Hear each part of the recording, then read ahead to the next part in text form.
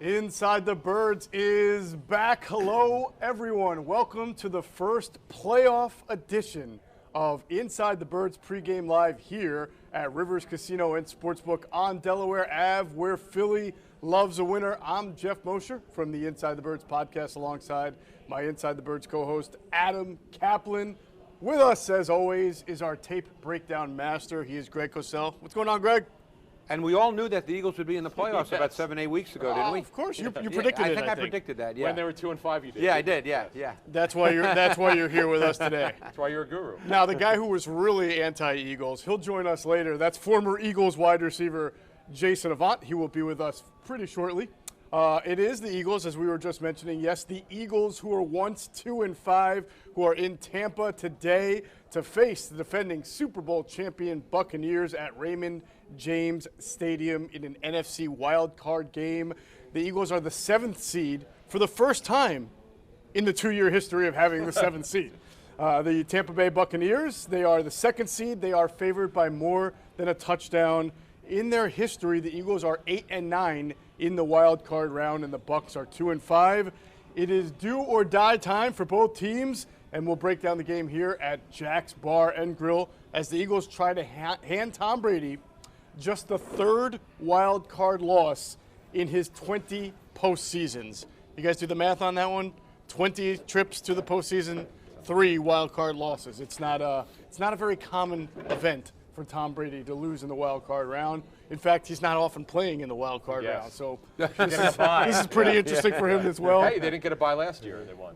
As we say hello, we welcome the man with the Sixers hat, Jason Avant, former Eagles wide receiver. What's up, Jay? I'm looking forward to it. Looking forward to the game today. Yeah, you were doing some last-minute tape watching and calculations, right? I did. I actually was watching tape since 6 o'clock this morning. I believe you. I believe you. Okay. All right. We need that info. Well, we've got plenty to discuss. There's a lot of time to come down here to Rivers Casino and Sportsbook, place a bet, watch some TV. You got 2 great NFL games today, starting with the Eagles at 1 o'clock. You got 3 great. I'm sorry, 3.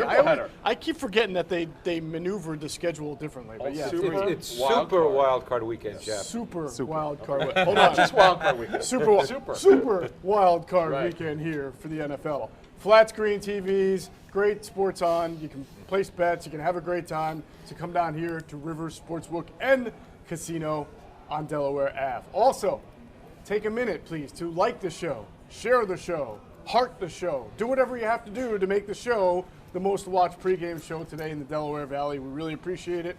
You also, if you're watching on YouTube, you want to leave us a score prediction, you want to leave us a question, we'll try to get to that question or that prediction. We'll read it out here while we do the show.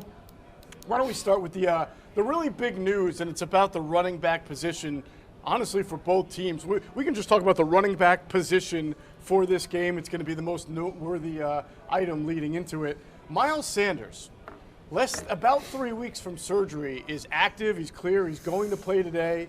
He had the surgery on his right hand a few weeks ago, and at the time we reported it was going to be iffy to make it back.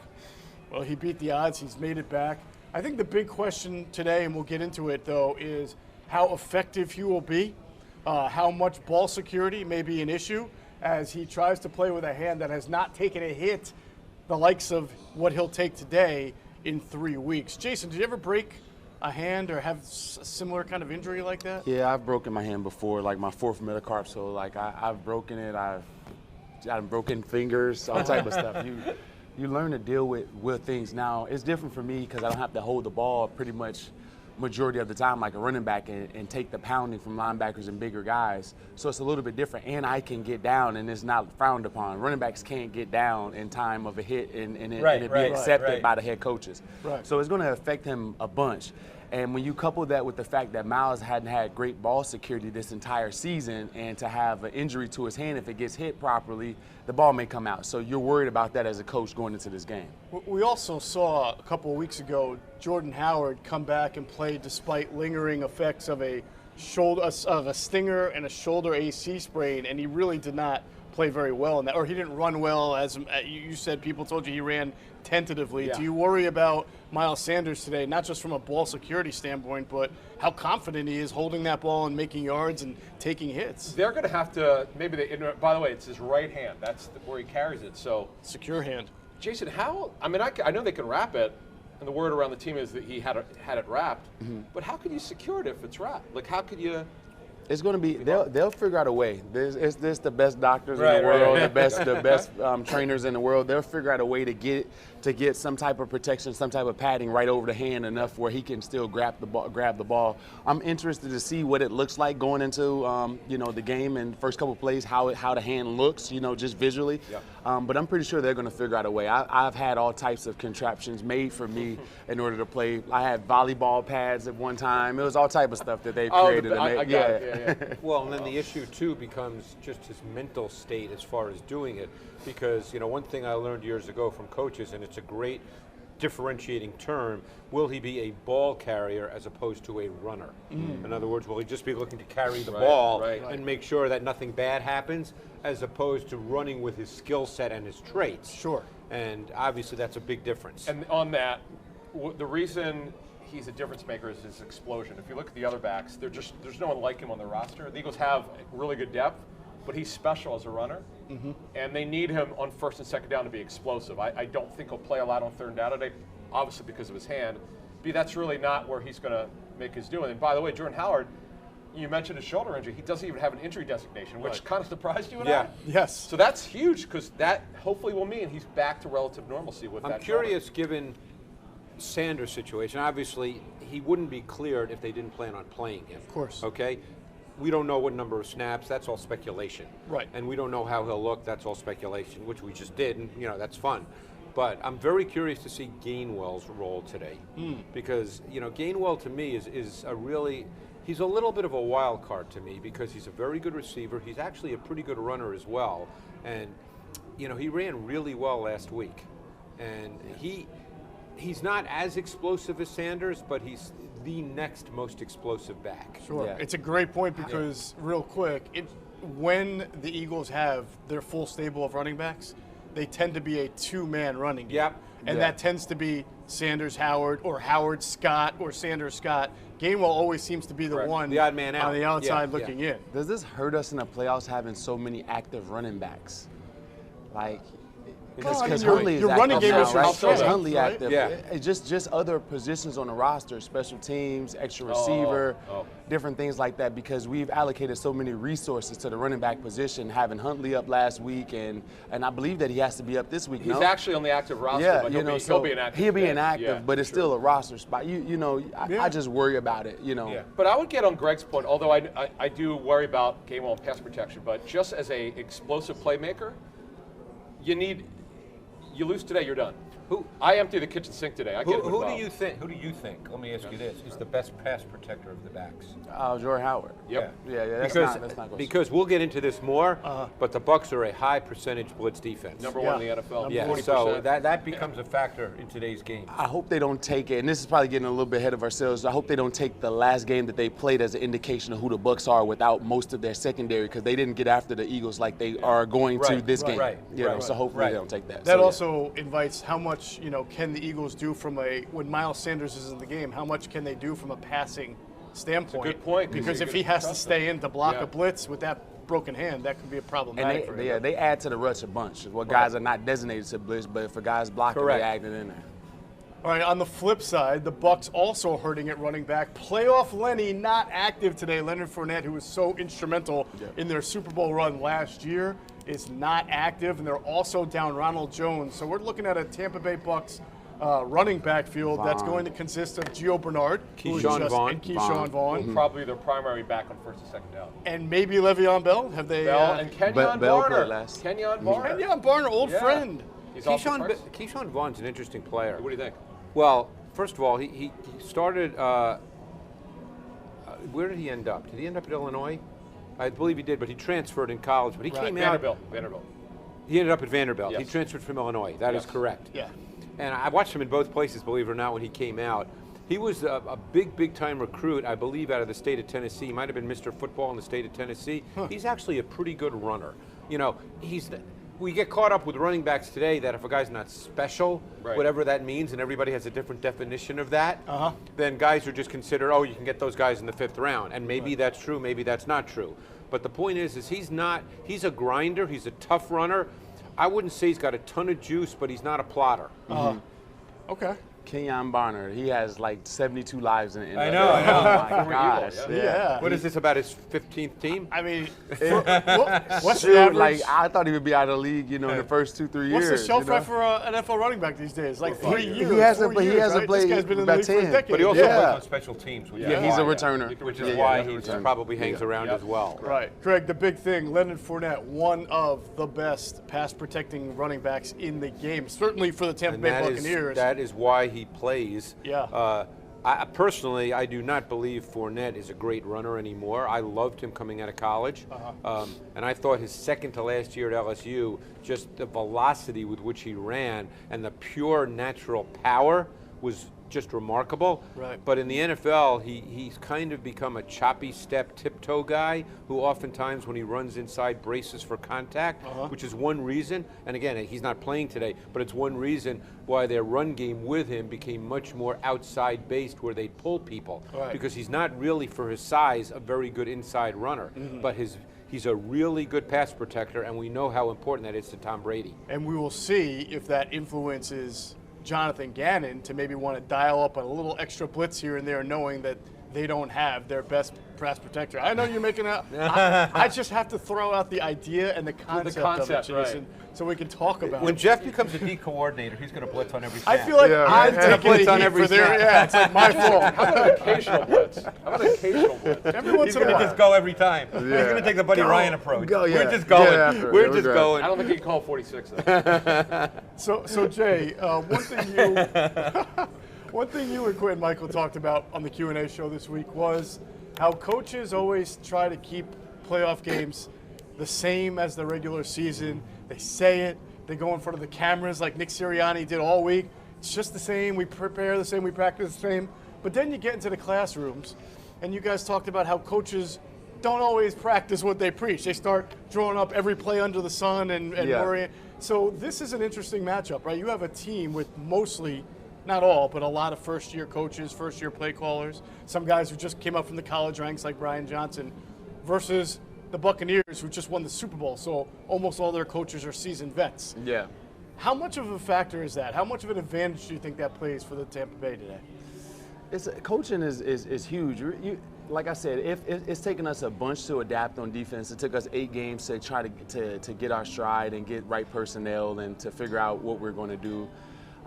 When you have that vast knowledge, especially on defense, and they do on offense as well, you can adapt better to situations. Like the Eagles very rarely are going to come up with a scheme that they're not going to be able to adapt to or adjust to within 10 minutes or so. Right. That's the difference between guys that have been around the league a long time. It's just your adaptability. You won't get stuck and you won't get they problem solve a little bit better, and that's the biggest thing. And that's what you fear going into a game where you're playing Tom Brady and Bruce Arians and Todd Bowles and Larry Foote played a million years in NFL. He was coaching there. They have just a smorgasbord of good coaching down there. So you kind of get scared if this game comes down to X's and O's. Sure. We had Trey Thomas on with us Inside the Birds TV this past week, and he said that it's the responsibility of the veterans, the guys who have been there throughout the week, this week, to kind of impart on the young kids what it's all about, how to be calm, how to kind of just treat it like it. Because as you mentioned, the coaches will say it, but people will kind of just dismiss it as that's coach speak, right? They need the players, guys like Jason Kelsey, right? Guys like Lane Fletcher Johnson Cox who've been there, is there. Fletcher Cox, Right. to really set the message for today. That's powerful. I will say this: rookies will hurt you in this situation. And I'm not trying to be a negative Nancy. Oh no, you're right. But this is a new situation. This is an NFL season that's not like the games that they just played. This is up. The ante is way higher. The lights are on.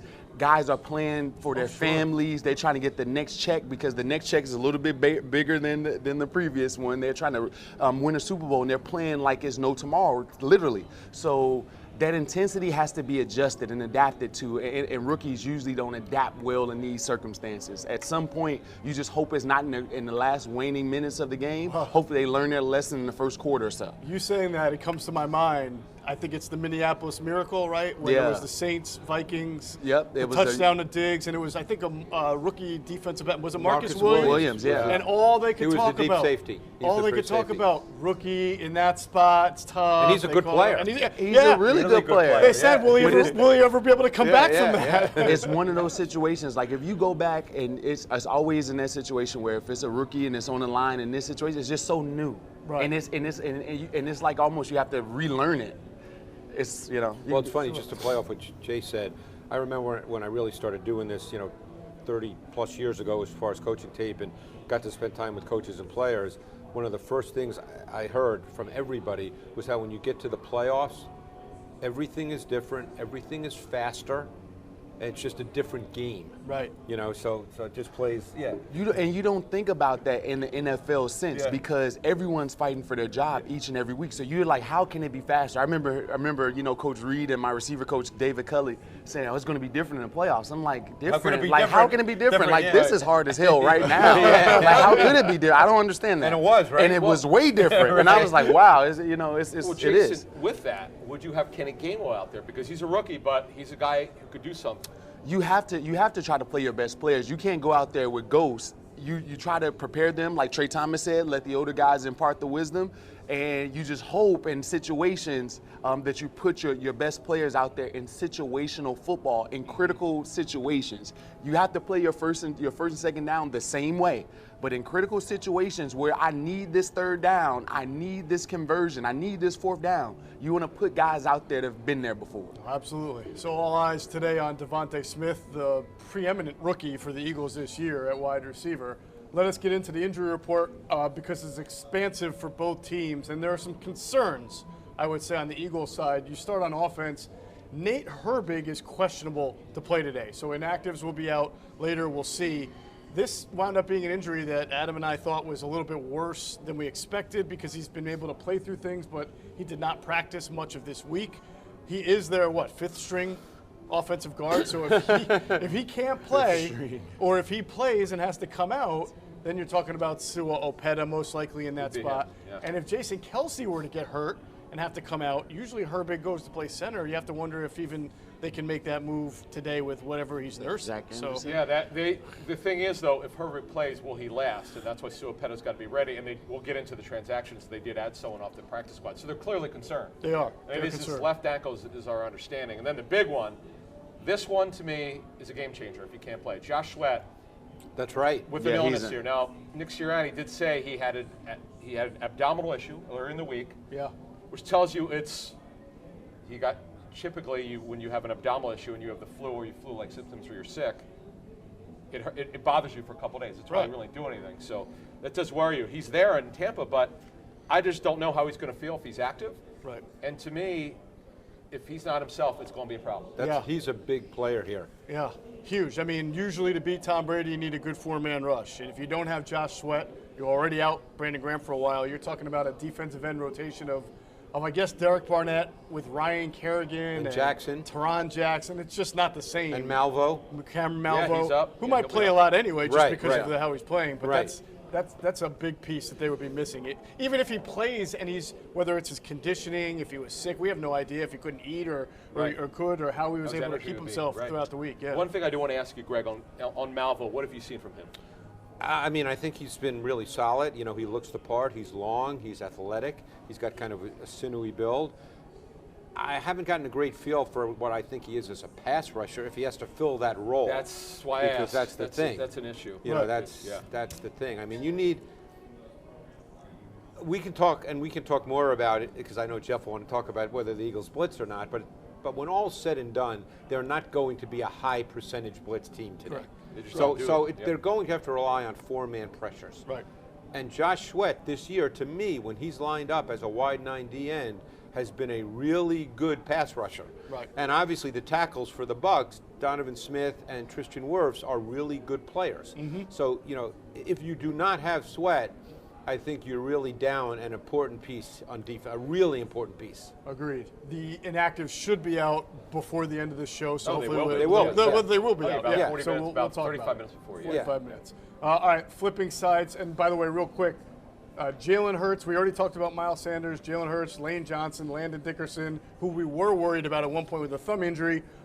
No injury designation, so all should be good to go today, and they'll play today. All right, Buccaneers, we talked about Fournette being out. We talked about Ronald Jones being out. It's going to have to be a big day, I guess, for playoff Benny instead of playoff Lenny. Giovanni Bernard was activated off the IR, so we'll see what kind of influence he has on the game today. Third down, of course. But you know, with Brady and throwing running backs, that tends to be. He sees everybody. Yeah. That guy. He makes everybody. Like who knew about Cyril Grayson, who won't play today with a hamstring? And Bernard is a different receiver than Fournette. He presents a little bit of a different issue. Sure.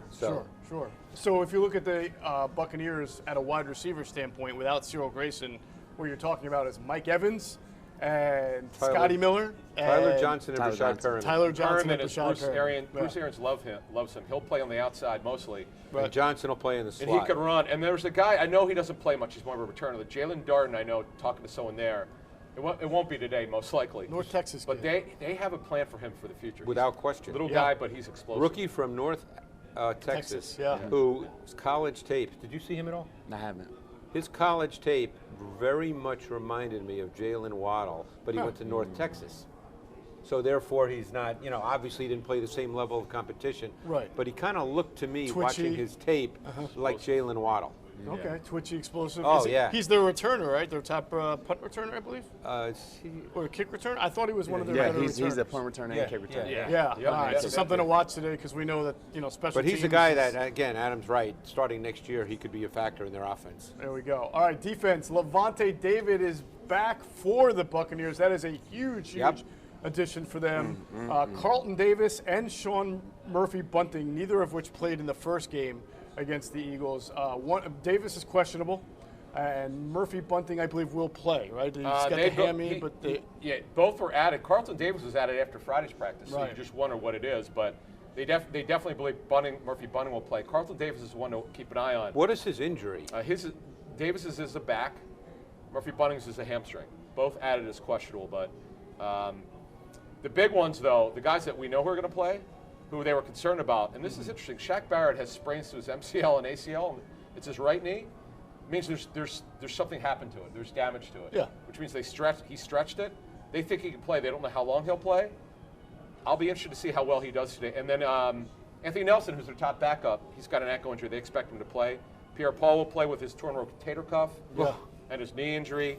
And Bradley Pinion, one of the best punters in the NFL, will play with his right hip. Well, they got a lot of guys out there just trying to give it their best despite nursing some injuries. So, the Barrett one is really interesting, Jay. He's playing with a sprained knee, as Adam is talking about. He's one of their better players, obviously one of their more explosive players. How do you use an outside linebacker in that regard when he's got an ACL and an MCL sprain?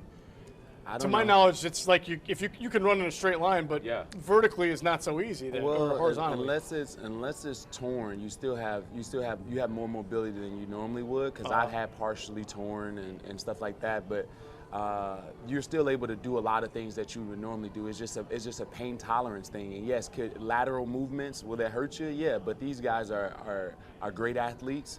They're powerful. Maybe he uses more of a bull than trying to go up and under. So he's going to figure out a way. He has a lot of pass rush ability. He showed it last game, against, last time we played, running down Jalen Hurts a little bit. So we'll see how it looks. Maybe he'll only play in passing situations. Well, that's what I'm wondering. They'll play Joe Tryon, who's been very, very good this year. Sure. He showed up on tape a lot last week. I've seen their defense every week. He shows up on tape. He opted out of 2020, and I watched his 2019 tape at UW. I loved him. I mean, I forget who.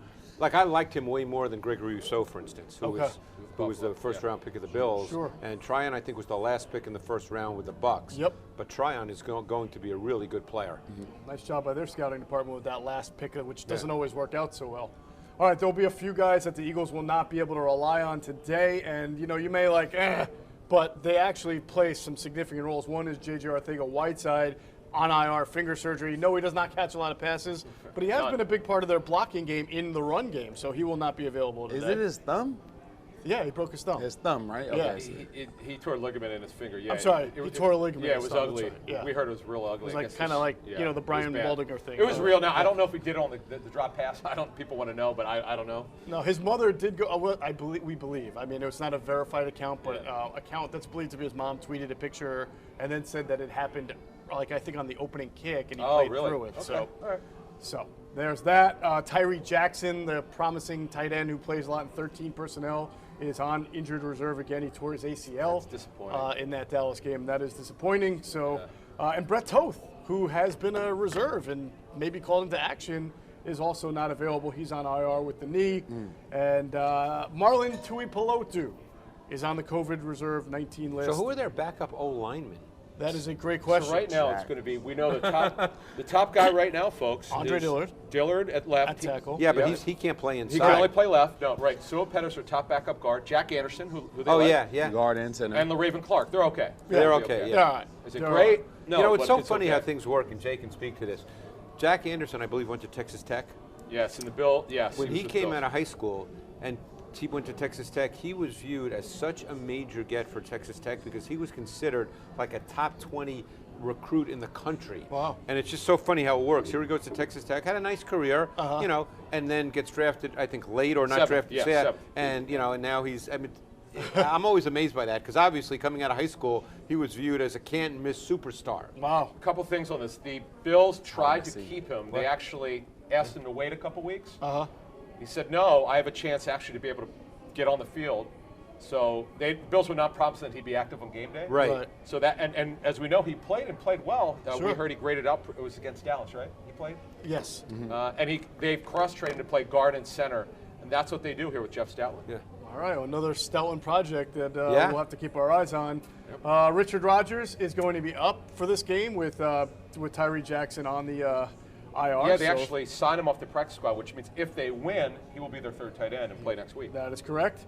And I always struggle with this practice squad offensive lineman. Coyote Awoshka is the extra offensive lineman that they've called up because of Nate Herbig's questionable status. And of course, up from the practice squad, as everybody predicted, no, only this man did, wide receiver Keyshawn Johnson, not John Hightower. Keyshawn Johnson ahead of Hightower gets the call up. Why did he get the Yeah, we elevation? talked about this on our show, I think, on Friday, and we hinted at it Wednesday. The reason is because they have a better trust in Johnson, which is not good when he's only been there 3 months. But Right.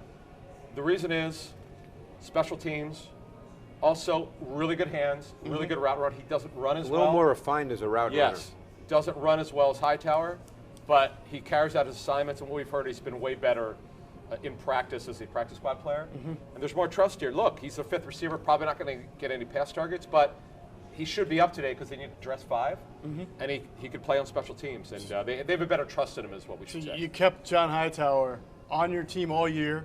You protected him every single week of the regular season, you. only for the biggest game of the year to activate Keyshawn Johnson. And that ahead. tells you all you need to know. They don't trust him. But Then that, why is he on the would've been brought up- team? He would have been brought up. But as Jay will tell you, that's the way the league works. I It mean, is. this is not 9th grade. We're not babying players. No, Yep. I know. The best guys are going to be up. No, right? they should call the best guys up. And you got to fulfill a role, Right, right. So Right. if JJ is down, if Keyshawn is going to be a better blocker, and we can use him in situations where, you know, we can use his body and size, dig out a safety, and John Hightower's not doing that, right? And I'm just convinced that he just doesn't love football like that. Well, that's where I was going. It's like, I'm just convinced because his You've talent been around him because you were there last year. his talent level just doesn't add up because he's super talented. Till this day, he's the right behind Devontae Smith, the second best route runner on that team. Right behind him. He's really smooth. He's a smooth route runner, and he has the ability to make people move, and he does it naturally. It's just you put him on the field, he makes a guy go left and right. He does that. He just doesn't care about football like that, and that's, you know, it's a shame. and that was the point I make. That's been evident to them for over a year now. Yeah. And they kept him, and they kept protecting him. And then again, at the end of the year, now we're going to go with the Well, guy they who keep this hoping the guy is ability, better. you know, just that think I'm sure Jay knows him, you know, because he was there. Yeah. That You're just maybe hoping. it'll all click, but Right. you know, it has. Yeah, you hope that the mindset catches yeah. up, that's, you know, to the talent, you know. So Absolutely. and it has. But Jeff, you know that this as well. I mean, Jay Yeah. knows it better than all of us. But the bottom line is every year teams are looking to get better at positions, and if they find a guy that's better than someone they have, That's what they do. That's what the practice squad is great for. That's the way it works in the NFL. Absolutely. You know, No you're doubt trying to about get it. better at every position. There's not 100 superstars in the NFL, so every year you're trying to get better at every position. Sure. Meritocracy. That's the way it works. Is Keyshawn Johnson here? Is he more of an outside or inside receiver? He's both. Okay. I remember, where did he play in college again? I watched him really carefully, and I can't remember Out where he west. played in college. He was out west. Yeah, It wasn't Boise. Was it Fresno. Fresno State. Yeah. I thought he was a really interesting prospect coming out because he didn't have speed. Right. You know, he wasn't a Yeah. vertical guy, Yeah. but I thought that he ran good routes.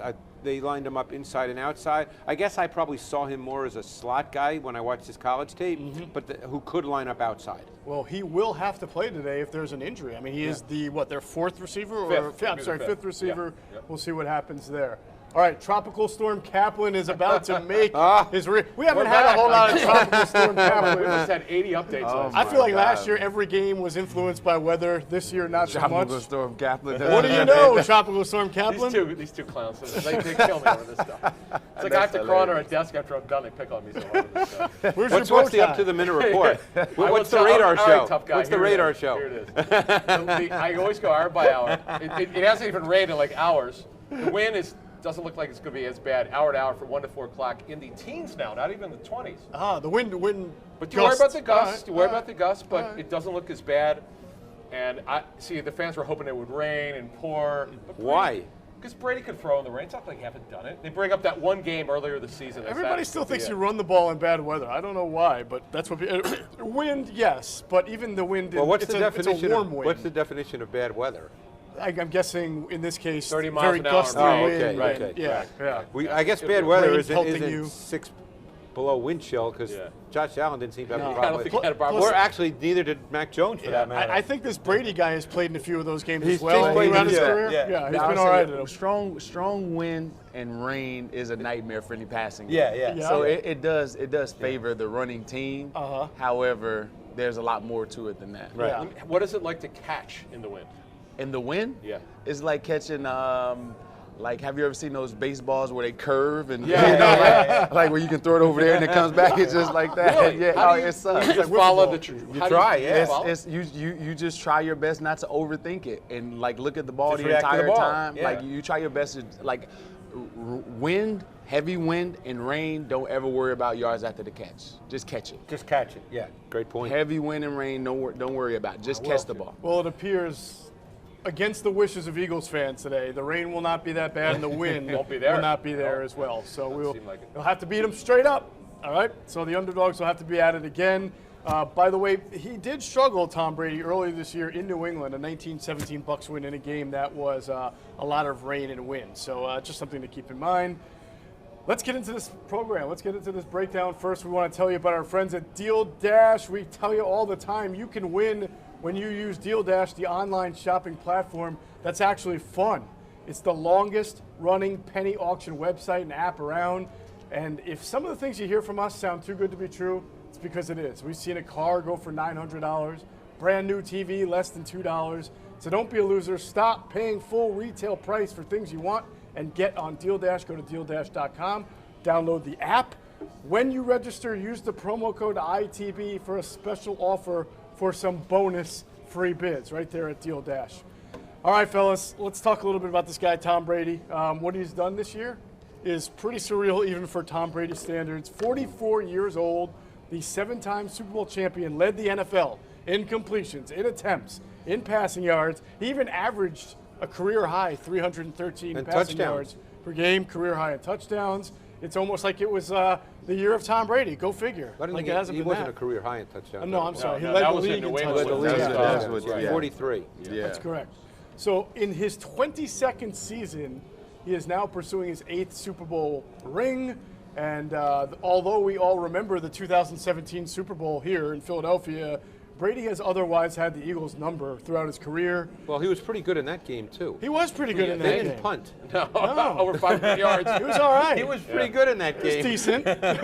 Hey, he lost. It's a loss on the win-loss. Right, record. but he defeated the wide 9. It wasn't his fault. My gosh. He's actually 5-1 in his career against the Eagles in the regular season. Averages 300 yards a game, 12 touchdowns, 3 interceptions, 92.7 passer rating, and of course 1-1 in the playoffs, averaged 371 yards, which is heavily weighted by the 500 and something yard game in the Super Bowl, and a 113.2 passer rating. I want to get to one key area with Brady here. 43. Greg, he gets the ball out. I believe the metrics say faster than any quarterback in the NFL. And yet, they lead the NFL, or right at the top, in explosive plays, which varies, depends on how. And by the way, there's not necessarily a correlation at all between those two stats. Well, I wanted to ask you about that because most people think that if you're getting the ball out quick, Right. you're a dinker and a dunker and you're not making explosive plays. Well, explosive plays are often the result of specific play calls. You're not calling 30 shot plays a game. Right. So you can call 5 shot plays a game, and if you hit 3 of them, those are explosive plays. Sure. But You could also throw a 10-yard pass, turn it into a 30 because you hit him can. in the That normally doesn't happen with Brady, but the thing that always has stood out to me about Brady, and it's why I remember having this conversation, he came into NFL Films. Brady's been playing so long, the coach I'm going to mention now hasn't been coaching for a while, but Jeff Fisher came in when I think it was right after, he might have still been the coach at Tennessee at the time. And he came in and watched tape with us, with Jaworski and myself, and he was saying that it's almost a waste to blitz Brady because you're just losing a player because there's no quarterback in the league who will throw 7-yard passes more than Brady. If you give him 6, 7-yard throws, if it's a normal down and distance situation, he will throw it 6 and 7 yards. Right. And he'll just keep doing that. So, to me, that's more a defining feature of his game. It's since he went to Bruce in Tampa that you've had more shot plays and more vertical attempts in a given game. Sure. But the two stats you mentioned don't necessarily go together. Would you say that that's a mental mastery of the game? Yeah, because look, to me, the great quarterbacks, particularly quarterbacks that don't have second reaction ability, and Brady is not a second reaction movement player, Right. they win before the snap of the ball. They know where they're going with the ball before the ball is snapped, and his mental acuity, obviously at this point in his career, which has been the way for years, you don't fool him. You're not even. I actually did a play on the matchup show this morning that I did this week, where he wasn't necessarily fooled, but the defense got it right and won tactically, and they got a free blitzer home, and he's initially looked to his left. That's where he wanted to throw it, but it was muddy to him, and he amazingly, with a free blitzer coming off the edge, turned totally to his right because he understood the coverage, even though it was disguised coverage, and he hit Gronkowski in a zone void for a touchdown. It was unbelievable. So, I mean, you rarely are going to beat him mentally. Rarely will you see him get stuck in the pocket. I agree with you. But I'm waiting for the but. I'm waiting for the but. I agree with you, but this is where I disagree. And you can disagree. Timing. The thing that Brady has is timing. He knows when to get the ball that's to not the. a disagreement. Well, yeah. He knows when to get the ball to the check down, which optimizes the ability for the explosive play. I've never seen somebody check the ball down and the check down gets 15, 20 yards. That's great. Because it's about the timing of it. So that's the only way that can correlate a little bit. Is just yes, he gets the ball out, but he's getting the ball out at the optimal time where there's max separation, where it gives a guy a chance to catch and run. Yeah. Even running backs at times, and it's irritating. And the other thing that you have to just applaud him for, a guy that throws high percentage, short passes, they never get batted down. I want you guys to recognize that. That's a guy that understands angles. That's a guy that understands to manipulate the pass rushers with subtleties and different things of that nature. He's just a master at what he does. He's a master. Is it impossible not for the other team not to feel a little bit of an intimidation factor going up when you have to face Tom Brady? You have to be perfect, and you have to have. And it's just true. Like, as a defense, you go in saying that our defensive line must get home. Yep. They must get home, and you can't be out of position anywhere. We know that we have to be perfect. And you have to go in with the ability that your defensive coordinator can switch up things enough in order to not confuse them, but to just not give them the same look to give you a fighting chance, because he's going to inoculate that. He's going to figure it out. It's funny you say that, because I remember talking to Sean McDermott when he was the DC in Philly, and they played Peyton Manning. whatever year I remember that game. Okay, Yes. whatever year that was. Yeah, I remember that. Yeah. It was they had the white and they had the throwback uniform. Yeah. That's the game where the receiver got hurt for them. Well- Their slot Oh yeah, receiver. his arm was waning. Peyton's arm was getting bad, and he was throwing guys in the Austin collisions. Collie? Is that Austin something? Collie, Yeah. He heard about 3 or 4 guys. People don't talk about But that much. I'm But saying yeah. this to play off Jay's point because I remember Sean telling me that he had 8 different defenses for the first 8 possessions. Yep. Not because he thought he was going to fool them necessarily, but just so that Peyton couldn't key in on, oh, this is what they're doing to me. Right, Now right. when I go out next possession, I know this. Right. Just to show him something different. So it just, hey, just that moment of thought, that's all it takes in the NFL, because when you play against Brady, and who knows what's going to happen today, we'll get to this later, about how competitive this game might be, because I think it could be a little more competitive than some think. But anyway, we'll get to that. But the point is all you're trying to do with Brady, and it actually happened in the last game against the Panthers in the first half, they did a lot of disguise and late movement, particularly in the first half, which normally the Eagles don't do a lot of. We'll see if they do it today. But there were a couple of snaps in the first half where Brady got stuck in the pocket. And you probably remember those plays. And he It almost threw a it surprised me that they got to him one It time. he almost threw a pick on the second play of the game where he got stuck for a second and paused and then just threw it kind of undefined down the middle, and it should have been picked off. You remember that play, Yeah. right? And you're just trying to show him something where he just has to wait that extra half beat, and that's a big factor in an NFL So game. on that, we were able to talk to a current NFL defensive assistant, used to be a D coordinator. You and I know Greg, and he said, "You don't change your defense. You can't ask people to do something they haven't done before. No. But what you do is, let's say your dropper, let's say you might be dropping a linebacker. Well, this time you're going to drop a DN, or if your blitzer might be safety." Have a corner blitz. Just give him something he hasn't seen before, as Greg just talked about. From your defense. Right, Because from you've your seen corner blitzes, but maybe not from No, but you haven't, if you haven't done it before. But if you haven't done it, just give him something he hasn't seen on tape before. Right. As you just said, if you just give him a slight bit of hesitation, the thing that he has trouble with is, not that all quarterbacks don't, he doesn't move all that well. If you get to his feet, that's when the ball dies. That's when you see him just throw the ball on the ground and get rid of it. Right. He doesn't move that well. Right. The other thing is he ever not in the shotgun? Is he in the shotgun just about every play?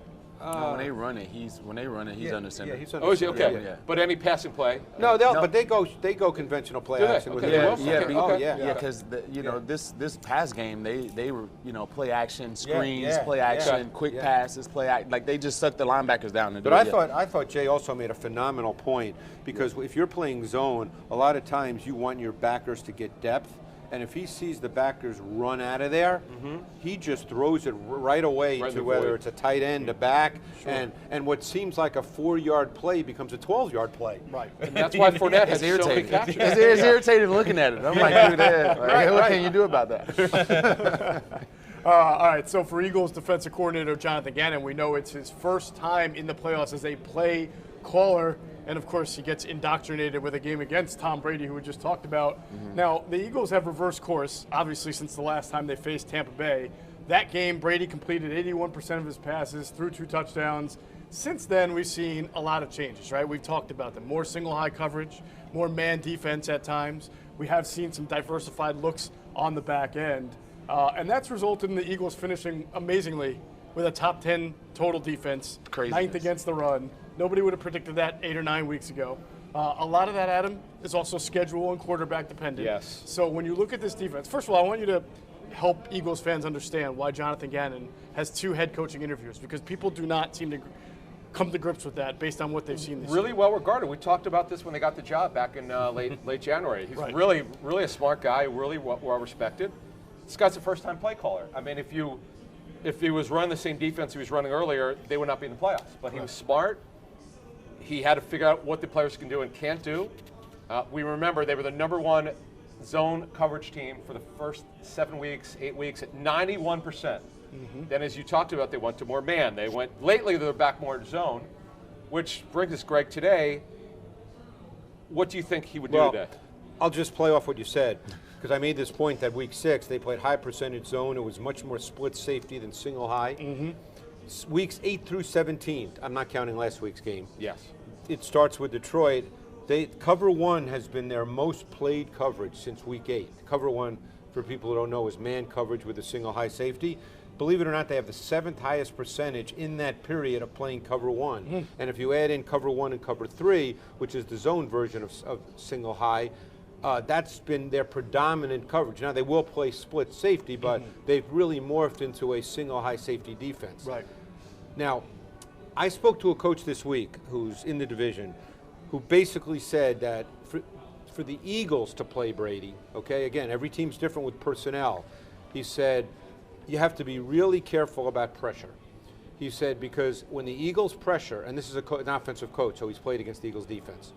He said, when the Eagles pressure, it's predominantly they rush 5, and they can do that with either their 5 across D-line, where Avery is the 5th rusher, or if they want to add in a blitzer, which would normally be Singleton. Edwards rarely blitzes.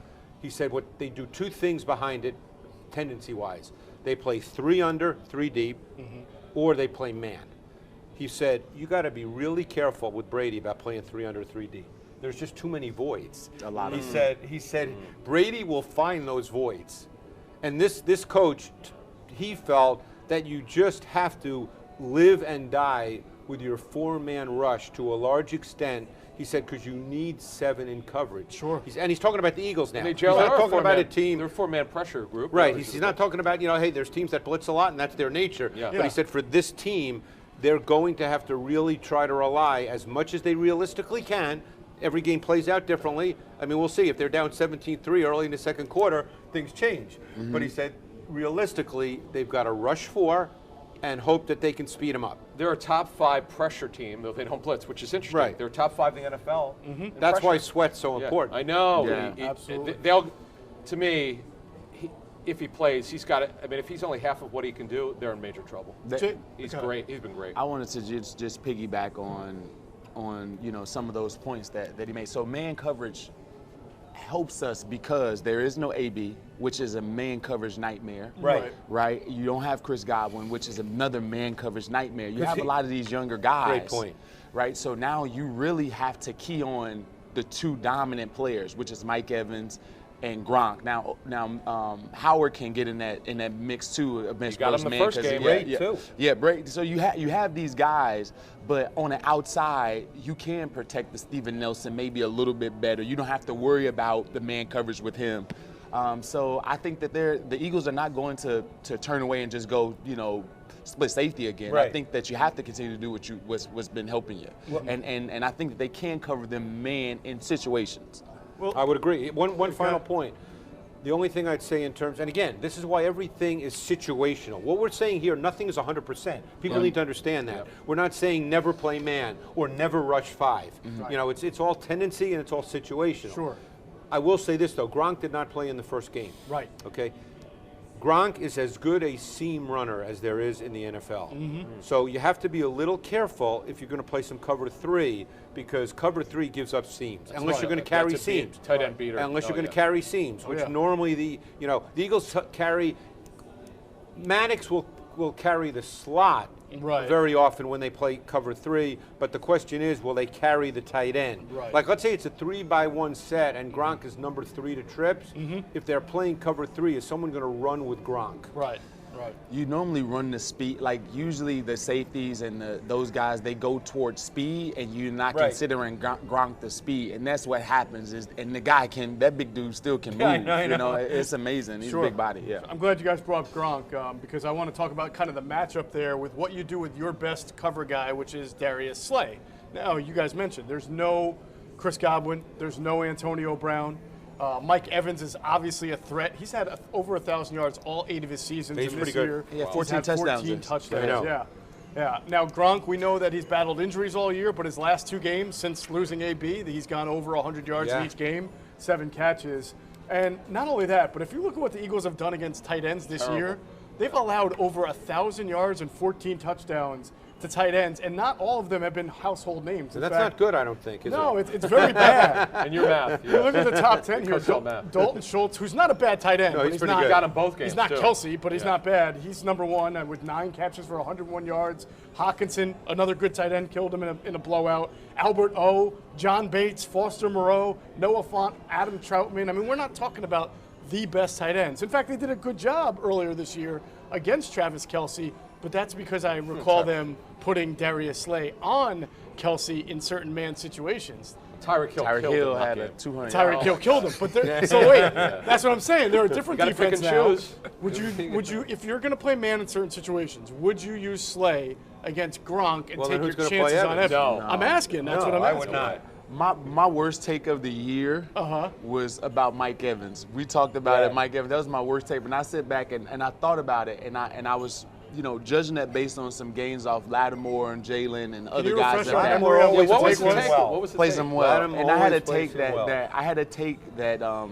that guys would rather play a Mike Evans style body. But when you start to break down Mike Evans, he wins with his feet a lot. He does. And I had to sit back and just, because I've watched this last 3-4 games of him playing, I'm like, dude, this guy is a monster. He is. And Brady helps that out. So Plus, he's 6'4", 235.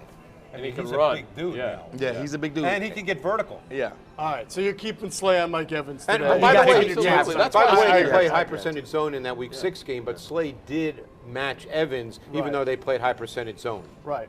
Well, you guys did mention, and we brought it up, that history shows you that if you're going to get to Brady, it's usually going to be with a 4-man rush. There's one other point we have to make. Sure. Because there's a formation that the Bucs use quite a bit, and I'm so anxious to see what the Eagles do with it. Okay. It's what I call a 1-by-3 set, where Gronk is the single receiver to the boundary, to the short side of the field, on the back side of trips. And sometimes in that look, Evans will be number 3 to trips, the inside receiver. Right. So how are the Eagles going to match up to that? Because Gronk, even going back to the New England days, Brady loves Gronk when he's the single receiver to the short side of the field. We'll How do see. you- We'll see. we'll see. I don't know. I don't know the answer to that. Jason, what's the answer to that? That's a really tough formation. That's a formation that every team that has great skill positions. This the formation that Kansas City uses a bunch. Kelsey Oh, yeah. to the I backside feel like and that's a Tyreek Hill. 2017 Eagles formation. It's a formation that you have to have answers for. I don't see how you can play it too much different than you have. You just got to make sure that you recognize speed and play back a little bit more than you normally would, and make sure you have an answer for the over route. Right. Number three Number going 3 across over. the field. Yeah, you yeah. know, you have an answer for that. Yeah. No doubt about Yep. it. All right. Well, history has shown that if you're going to beat Brady, you're either going to outscore him like the Eagles did in the Super Bowl, or you're going to do the Giants what they did to beat him twice, which is just pepper him with a 4-man rush and come after him. And that really brings to light the Eagles' front 4 today. Adam, Fletcher Cox, Javon Hargrave, Josh Sweat. They hope is effective, and Derek Barnett. Do you see this as an edge rush or an interior rush type of important game for the Eagles? Any and all? Yeah. No, because again, sacks are great. Those are individual plays. You just have to get pressure. Make him move. Or make him throw. See, he doesn't Throw take before he wants sacks. to, right. Just Right. make him throw it before he wants. Right. A lot of times he just throws it away and moves on to the next Right, play. so he can't step into it. Yeah. When he struggled, he can't step into it. Tall guys don't like guys coming right at him because Sure. they can't step into it. And he's not a guy who's athletic, but he gets rid of it. He defeats the rush. We were talking about it yeah. within 2 seconds. Yeah. As you brought up at the top of the show. So I like the thing that the guy gave us, the coach that we spoke to this week. He said, listen, you're not gonna give him anything he hasn't seen unless you haven't done it before. Right. If you just do something a little different that you haven't done before, you're not gonna do 20 things you haven't done before. Right. It might be 4 or 5 plays. And then you have to take advantage and hit them. Because the other thing is here, the Eagles cannot get behind. Right. They're built to have a lead. That's the way they've gotten in the playoffs. If they get down early, it's over. Right. They cannot let Brady operate like he usually does. So this front 4, which is predominantly where you get your sacks from on this team, they were among the best at sacking the quarterback last year. This year, they finished with the second fewest sacks. However, if you look at a lot of the metrics websites, the analytics websites, they have the Eagles ranked very highly in their pass rush win rate. So apparently, depending on which we want to put more focus And depending on what that means. Right, and what that means, you win your you get off your blocks, but you don't get sacks. Let's just come up with a realistic viewpoint here. Is this a good pass rushing team or not? You're looking at me. Yeah. I don't think that it's a great pass rushing team. Neither do I. Just that's me, and I know that the analytics will say a bunch because if you touch the quarterback's shoulder as he's letting go of the football, it's a good pass rush or Right. whatever. It may be pressure. pressure. It could Yeah. be something of that nature. But if you're not getting home, you're not getting home, and I don't think that We can justify that with our sack, with the way that we get turnovers. You can't justify it in a lot of ways that, correlates to winning football games. And I know that we've had, some turnover on defense, these last 8 games, but it's nothing to write home about as far as pressure. No one is scared of our Because who they face, we were talking about that. I would agree with you. Yeah, the quarterbacks that they face. They've had a great it's schedule. hard to get a good measure. Give credit for it. They took advantage of the schedule. Here's another question. We talked to Steven Nelson about this on ITB TV. The Eagles don't press a lot because you got Mike Evans out there and Gronk. Do you get up on them, or you just let them run free? Well, the other side is you're going to have Perriman versus Steven Nelson, Who can run? and Perriman's 6'3" and Nelson's 5'10". Right. So I mean, they got some issues if they want No, to press. what do you want to do? I was a little worried about him being an X factor today. Perriman having Yeah. a few shot plays. We don't talk. We're not And going he to talk can about run him a bit. I mean, he can Oh, run yeah. across. If Yeah. you choose to play man, he can run away from Steven Nelson. He's had some big games in his career. Well, all of downfield, them can run away. No, it's not a knock on Nelson. That's not his game. Scotty Miller can Yeah. move a little bit, folks. Yeah. He's no slouch. All right, let's take a quick break to hear from our friends at Sky Motor Cars and the voice of the Eagles, Mr. Merrill Reese. Motor Cars in Westchester is a different sort of dealership. All it takes is one look at their Highline pre-owned vehicles that people over the country want and need. Owner Brett Schiller, make sure you don't spend a dime of your money before you purchase the car. Sky Motor Cars allows you to make all the decisions regarding your next vehicle. At Sky Motor Cars, you never have to spend more than necessary. Visit SkyMotorCars.com today or call 610-918-7225.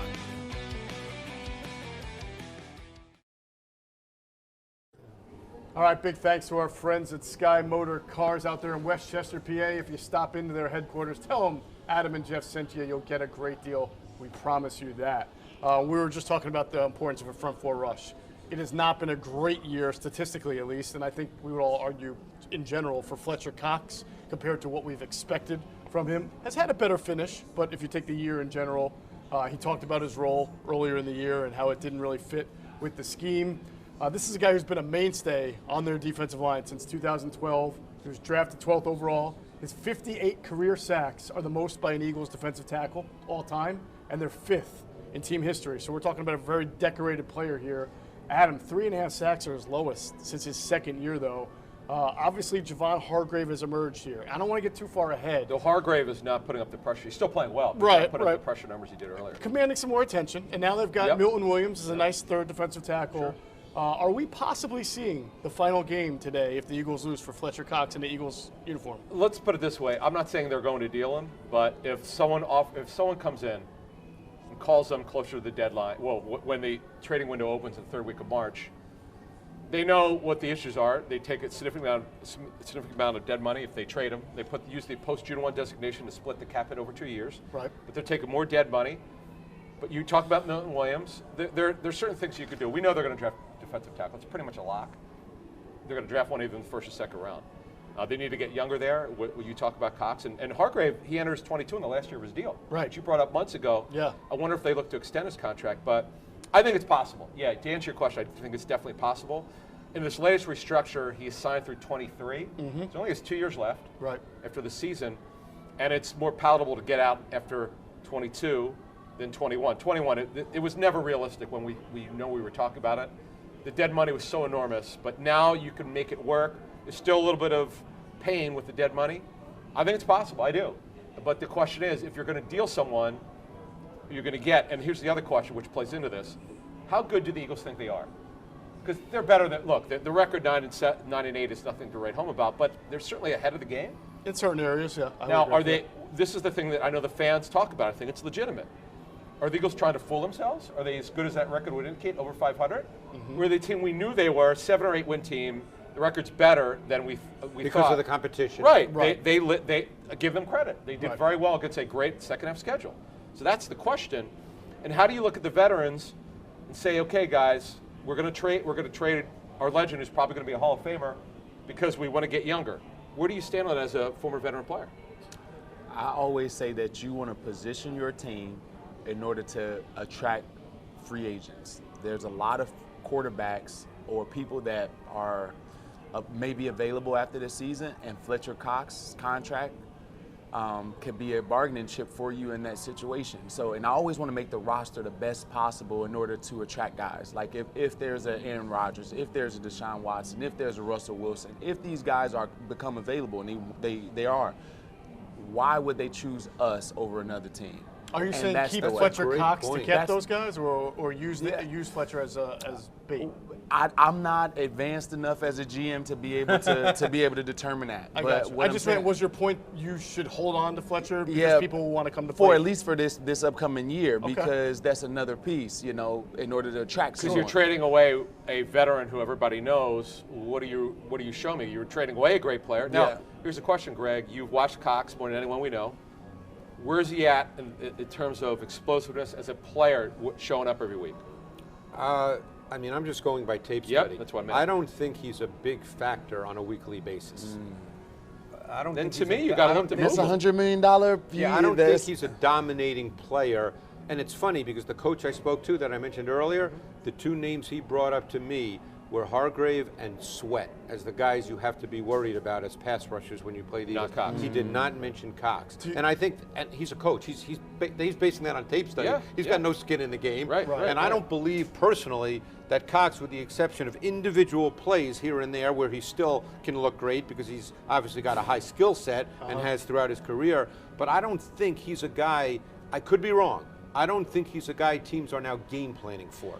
When he was at it, he may be better with another superstar that he have one-on-ones again. This brings it up. Is it scheme related, or is it just he doesn't listen? Well, when you're rushing your four-man group, then you got to be a pass rusher. Then it's not scheme related. Then you got to be a pass rusher. Needs to win. Right. Yeah. Okay. And by the way, just getting back to that stat about pressure rate. And I'm not trying to be sarcastic or funny. No, I don't know what to mean. I don't know what that means. To me, what you need to do is impact the quarterback. Right. Hey, if a guy just happens to win on his first step, but then he doesn't impact the quarterback, do they say that's a win for the pass rusher? You have to impact the quarterback. Absolutely. I mean, I agree. That's the bottom line point. Big difference. Yep, no doubt about it. All right, we thank you again for tuning in to Inside the Birds pregame live with Jeff Mosher, Adam Kaplan, Greg Cosell, and Jason Avant. We're going to take a quick break to hear from our friends at Rivers Casino and Sportsbook. This is my city. This is a city that knows how to play. A city that's in it for the win. So I go to the place that gets that. Where they know how Philly likes to play. And where I know my seat is always ready. This is my place. All right, big thanks to our friends at Rivers Sportsbook and Casino. It's a great place to come down, catch a game, place your bets, enjoy the food, the drinks, and I love the seats, man. The big, huge, you just sit there, watch football. Player props are up root there. for the Birds. Oh, we got I like that. Very good props to come and put your money down on. We just talked about Prashad Perriman, maybe having a better game than some people might think. So we will see. It's time now for our weekly segment with former Eagles Pro Bowl safety Quintin Mikell called Q's Views, and in this edition of Q's Views, we talked about what the Eagles have to do to beat Tom Brady and the Bucs.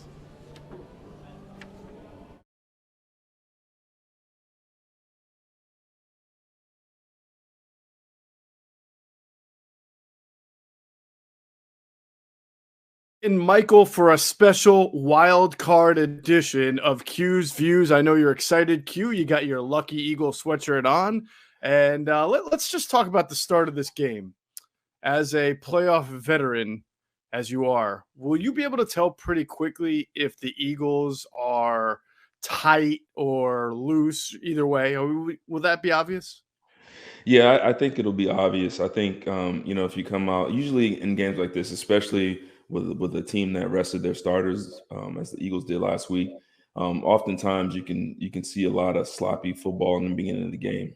So I think the biggest factor will be whether or not they're tight is mental errors, big mistakes, fumbles, just stuff that's uncharacteristic of his team thus far. So I do think we'll be able to see pretty early, and I'll be keeping an eye out for that to see if in fact they do come out that way, and if they do how do they adjust to it going forward?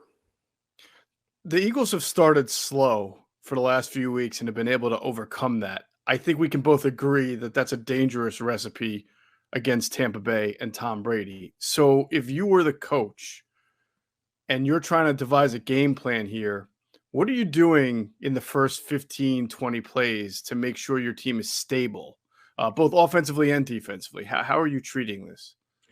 I think if I'm the coach, me personally, I would come out being aggressive. Listen, this game, no one's expecting them to win. There's nothing to lose. This is a game where you come out and you fire on all cylinders from the start. First 15, as an offensive play caller, I'm taking as many shots as I can. I'm changing up the personnel, I'm doing different looks, I'm doing screens, I'm doing trick plays, whatever I can to kind of get this team going, get this team motivated, and get them understanding, listen, we're here to win. We're not here to just make it to the playoffs. We're here to win this game. And defensively, I know I know Coach Gannon isn't big on, being aggressive and getting after it. But if you're going to do it, I would do it in the first 15. Just get after it. Try to get as many different pressures, looks, stunts, and kind of make Tampa Bay feel like they're going to be in the game. They're going to be in the fight. A lot of teams, I feel like when you see Tom Brady across the way, as good as he is, as dominant as he's been over the years, you kind of defeat yourself before the game starts. So I think defensively, I think the mindset should be, let's get after it. I don't care if we blitz him and he gets the ball out fast. We're getting after it. And if you can get a couple hits on them early, even if they do score in the first drive or the second drive, if you can get a couple of hits early on Tom Brady, that's going to start to make him a little bit, that's going to start to make him think a little bit and kind of not rush, but try to get the ball out quicker. So I think you have to be very aggressive coming out on both sides of the ball. Obviously, without Antonio Brown and without Chris Godwin, the Tampa Bay passing game revolves around Mike Evans and Rob Gronkowski. Give me some examples of coverages that you might design and which guy you would design it around, knowing the strengths and weaknesses of the Eagles defense. Oh, no doubt about it. I mean, you have to change out your coverages often, but in critical down situations, I would definitely make sure I have two guys dedicated to both of those guys. I'd have a safety in a corner. I had a corner pressed on Mike Evans with a safety rolled over top. I'd have a bracket coverage on Gronk. And really, as good as those guys have been, it's really the part that really kills you is on the critical downs, 3rd and 5, 3rd and 10, 3rd and 4th and 1, whatever. Those situations are the times where you really need to have those guys taken care of. And at the end of the day, if you're doubling Gronk and then you're doubling Mike Evans and someone else beats you, you got to live with that. But you can't let Tom Brady find his number one guys play in and play out. Yeah. For the audience, can you explain what bracket coverage means when you talk about playing bracket coverage on Rob Gronkowski? Yeah, absolutely. So bracket coverage. So I guess the better way to explain it is like if a two-man coverage. So everyone is playing press, right? You got your front guys, your cornerbacks, your nickel backs playing press coverage. They're in the receiver's face and they're jamming. And then as the receiver runs up the field, they roll underneath. So it's kind of like a sandwich where you have a cornerback and you have Mike Evans and you have a safety over top. So it's a dedicated double. Now bracket coverage is a little bit different, which I would use against someone like Gronkowski because he doesn't really get down the field very often. You want to have press coverage on him. Say Steven Nelson's on Gronkowski, I would have him pressed outside and making sure he's funneling everything inside to the safety on those intermediate routes. So let's say Gronk runs a 10-yard in, you get a good press coverage on him, and then you have the corner rolling outside of him. And then when he breaks on that inside route, you have a safety right there on the inside of him. So I think it's a good way to get the best of both worlds on both receivers. On one side, you got a dedicated double with a corner underneath on Mike Evans, and you have a bracket coverage on Gronk. Now, you've talked a lot this year about Jonathan Gannon not being really big on blitzing. It seems like that's an okay type of philosophy against Tom Brady. I know he beats the blitz as good as anybody. So is it more about just being technically sound and sort of disguising what you do on the back end? He's pretty much seen every type of prayer, type of coverage you've ever imagined, and so you're not going to really surprise him. But you still have to be smart. You still have to, change up your coverages. And I think the best way to attack him is you pick and choose when you do add pressure. You pick and choose the situations, and then when you do, barring the crossing routes and situations like that, if you're going to add pressure, you have to, bring man coverage behind it, because Tom Brady, no matter what, if you pressure with a zone pressure, he's going to find the open hole. The only way you have a chance is if you have a man-on-man coverage and you have a body in the area and you're just hoping that someone gets there and gets their hands up or gets a hand on him. And, you see what happens after that. So you pick and choose. You can't sit back in the zone all day. You just can't do it. You'll just get eaten alive. So it's got to be some man coverage. It's got to be man blitzes. You got to start, you got to do crazy stuff. You got to send corner blitzes. You got to send, drop your defensive ends in coverage when you're supposed to, rush them. These are the games where the stuff that was happening earlier, where you're trying to confuse them, you have to do that and you have to add to it. So I'm hoping that we see some more creativity in the blitz schemes and the coverage schemes this week. Let's talk about the other side. The Bucs do a really good job against the run, and they also do a good job, but they did it in the first matchup, of taking away Jalen Hurts' ability to run.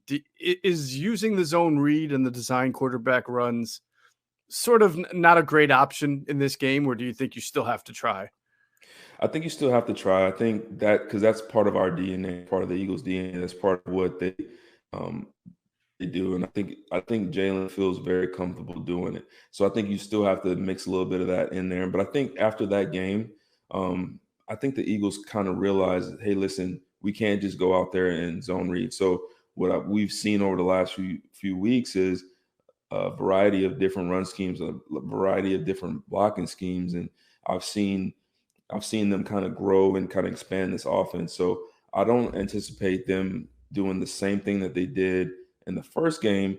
I anticipate them attacking them a different way, but I still think that the zone read has to be a huge part of it, because that's just part of what the Eagles are.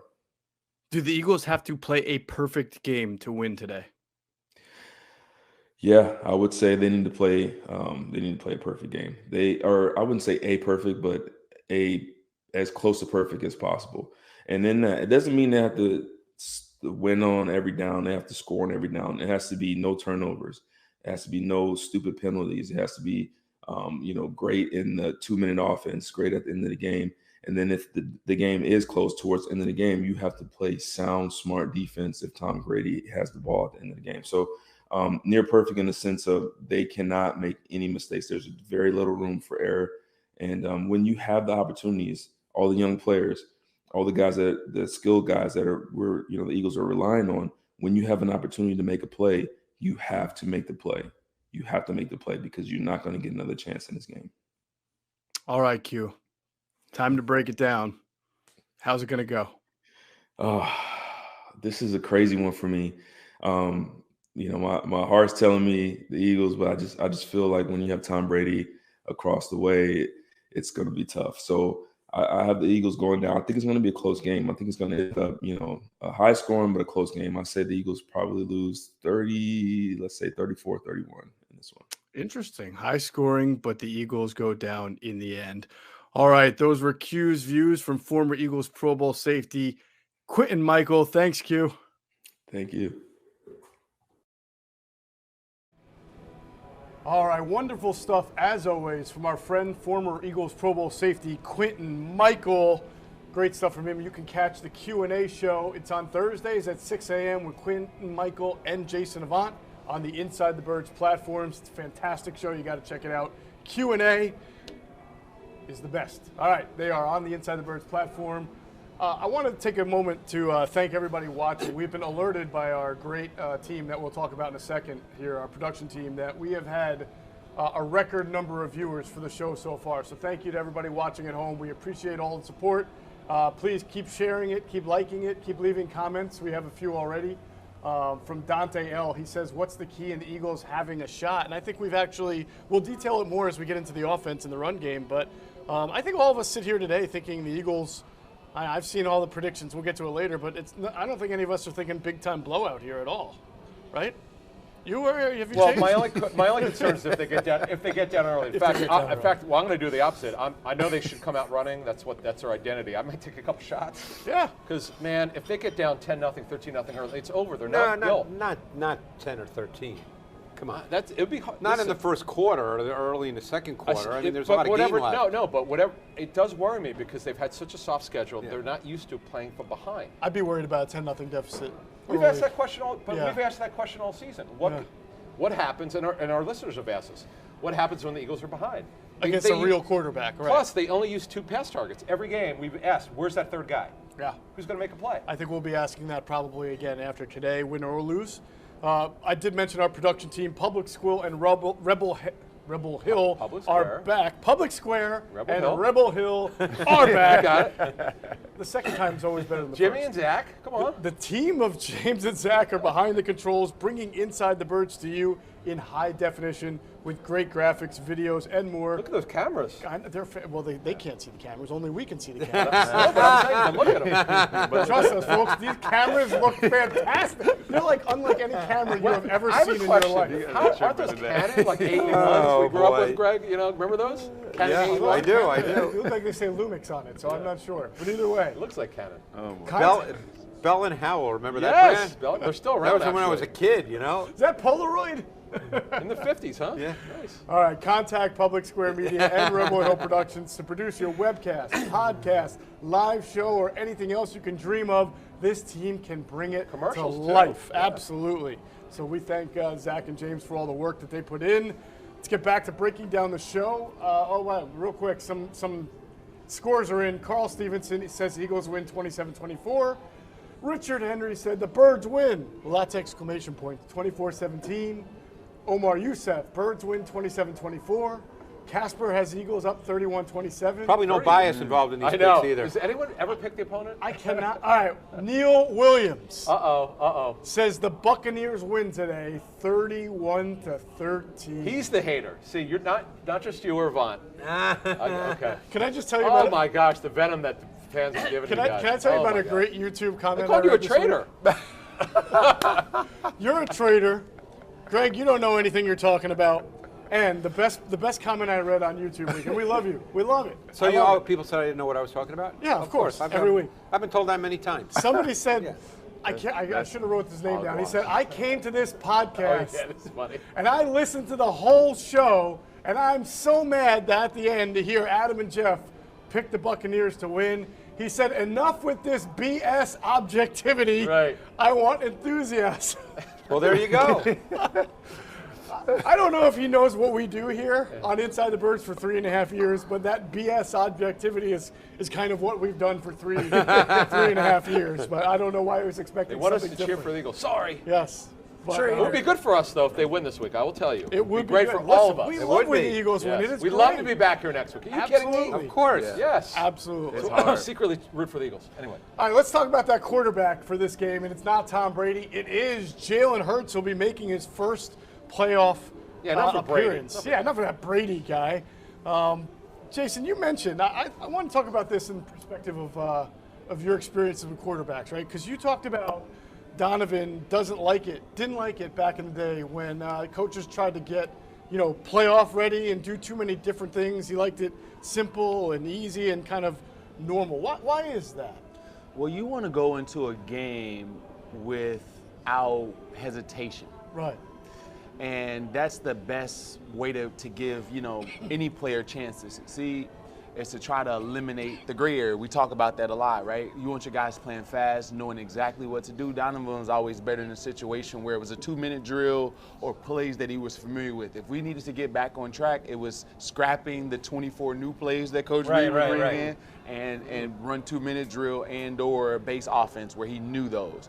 So, and I would think that would be true for Jalen Hurts because there's a certain amount of plays that he's familiar with, and you want to run those, and may they be, may the defense know them. So what? Maybe we can out-execute them. Would Andy put in anything new at all, or just? Yeah.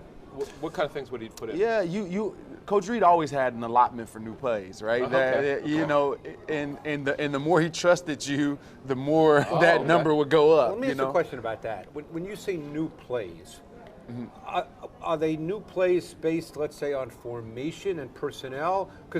Or is he putting in brand new concepts that you haven't done? No, it was never brand new concept. It was always within the structure of what we're doing. So instead of this inside guy running a corner route, this inside guy is going to run a post corner now. He's going to run a corner post now. Right. Or it would always be a variation, which is still a new play. Or because it might be from a different formation. Could be. Or it might be, a different guy running that particular route. But it wasn't it wasn't a totally new concept. Right, okay. It was always an adjustment on the concept. There may be once or twice where it was I think he limited his total new plays to us down to 3 plays or so. Okay. Like it could be something that the Steelers did versus the Bucks, and we don't have a name for it within our concept, and that was a totally new play that we will always name it like Buccaneers. That would be it's like hard that. to put in brand new concepts at this time of year, right? We're so used to you're going to get 3 or 4 of those a game, so we're used to adapting, and you're going to practice that play more than you practice any play. You may see that play 20 times, right, rather than once of an old play. Okay. So yeah, you could bring it in, but it's very, very minimal. Okay. So along those lines, 16 games now of Jalen Hurts this year, right? He missed one with the ankle and then missed the season finale. So he played 15. That's right, 17 Yeah, games. 15 games. What does Jalen Hurts do best when throwing the ball that they should accentuate today, if they can? What routes? First of all, remember we said earlier this season, we saw it last year, we wanted them to roll him out more. Yes. Because he's a right-handed thrower, he likes to throw to his right. We know he doesn't have a great arm, but he can make certain throws. The middle of the field is where we've had issues, right? All season. Sure. Well, and then until Goddard got involved, Greg. So what does he do well? I think, to me, the way to address the question, because it's what will the Eagles' offense be today? Okay, what we've seen is that Jalen Hurts is not asked to drop back as much as other quarterbacks in the NFL. Correct. Okay. Now, there could be any number of reasons for that. But this offense starts with the gun run game. The gun run game is really hard to defend, okay, because there's the zone read element on every single play that the defense has to account for. Now, they're going to play a team today. If the Eagles line up with multiple tight ends, the Bucs' base defense is a 5-2. So they have an extra guy across the line of scrimmage, okay? Right. And they have 2 stacked backers. My guess is that they will look to have their wide defender take away the running option by Hurts. Because anytime there's an option, the defense can take away the option if they really want to. Sure. And I think that the Bucs will force him to hand off inside zone and live with Vea and Sue, and whether it's Golston or whoever else is inside, those guys controlling the middle because they're tough. Right. And especially when they line up in what's essentially a reduced front in their 5-man front, where Vea will be head up on Kelsey. Yeah. Because as great as Kelsey is, that is not the best part of his game, right. Hand fighting with 320-pound monsters who are zero technique defensive tackles. Right. So I think that you will see them try to take that away. Right. So the question is, and Adam brought this up a little bit ago in the first hour, do the Eagles in this given game, figuring that it's not likely to be a 17-13 game, do they come out and try to be a little more proactive throwing the football? Which they've done in the past. They've tried to do that. Then they get killed whenever they doesn't work. But, look, hey, as much as Jonathan Gannon's going to put together a game plan that he feels good about, it's hard to believe you think you're going to win this game 17-13. Wouldn't you agree? You guys, be in that 24, 27 you're going to have to score. range. Right. So now the question becomes, which is basically, I think what you're asking me, what does their pass game look like? Right. Okay. They're going to play a defense, particularly in normal down and distance situations, that hardly plays any man coverage. So they're going to get zone. So now you've got to call your zone beater concepts to define the reads and the throws for Jalen Hurts. The other factor that's really important, and you can say what you want, and we've talked a lot about Hurts as a pocket passer and the fact that he needs to improve, but say what you want, and this matters. he saves a lot of plays with his legs. And that's a factor in these games. Sure. I mean, look at Josh Allen last night, okay? Against the Patriots. Normally an incredibly well-disciplined defense. Jalen can save plays with his legs. Is he a great pocket passer? No, we know that. The Eagles know that. Right. But that's a factor in this game. Sure. In fact, I think my guess today, if you look at the first game where they only had 115 yards passing, is that you're probably looking at double-digit carries. He had 10 in the first game. He scored twice. We're not shocked if it's 12, I think he'll have carries. more design runs today because his ankle's okay. I think design runs with him will be a significant part of their offense. Which they haven't really done a lot the last month. It of the wouldn't year. surprise me to see them really attack the perimeter, both in the run game and with screens, to get Vea and Sue having to play laterally and run. 100%. Right. Yep. Sure. If I were the Bucs, and I understand that the Bucs have gotten gashed out of shotgun runs a few times Yes, this they have. year. Just with guys hitting it, quick hitting shotgun runs. Happened last week actually against the Panthers a few times. I think 3 or 4 times where it was like a 15-yard gain or so.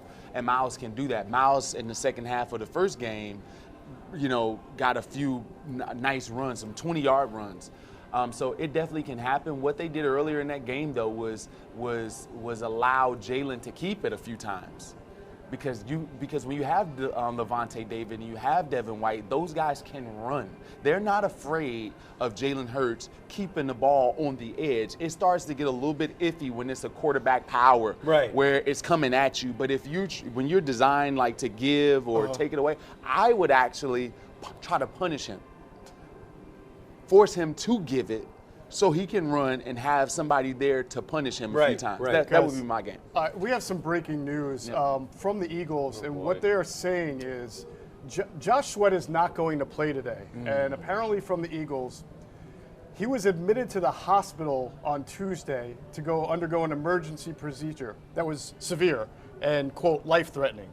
So that is what the Eagles are saying. He was in Tampa. I know he was with the team in Tampa, but he will not play today. And it sounds like Josh Sweat and the Eagles and everybody are lucky to have him still around, because it sounds like this was a very severe life-threatening, procedure. right? Life-threatening is not a term thrown out loosely. No, it was abdominal, as Nick Sirianni said, and we were talking about that earlier. We didn't know what it was, but that would worry me. So thank goodness he's okay, which is all that matters at this point. And definitely.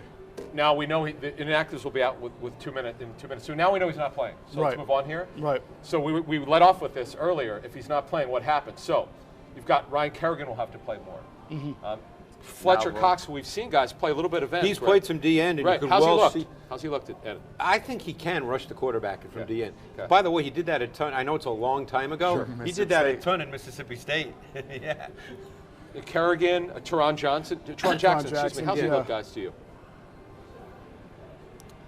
Athletic guy, looks the part, but like I said, I don't view him as somebody substantial to be able to affect the game. Not like in this Joshua. game. Not against those tackles. It's a major. That's a big loss for the Eagles, as we best talked pass about. rush. That's 8 sacks, right?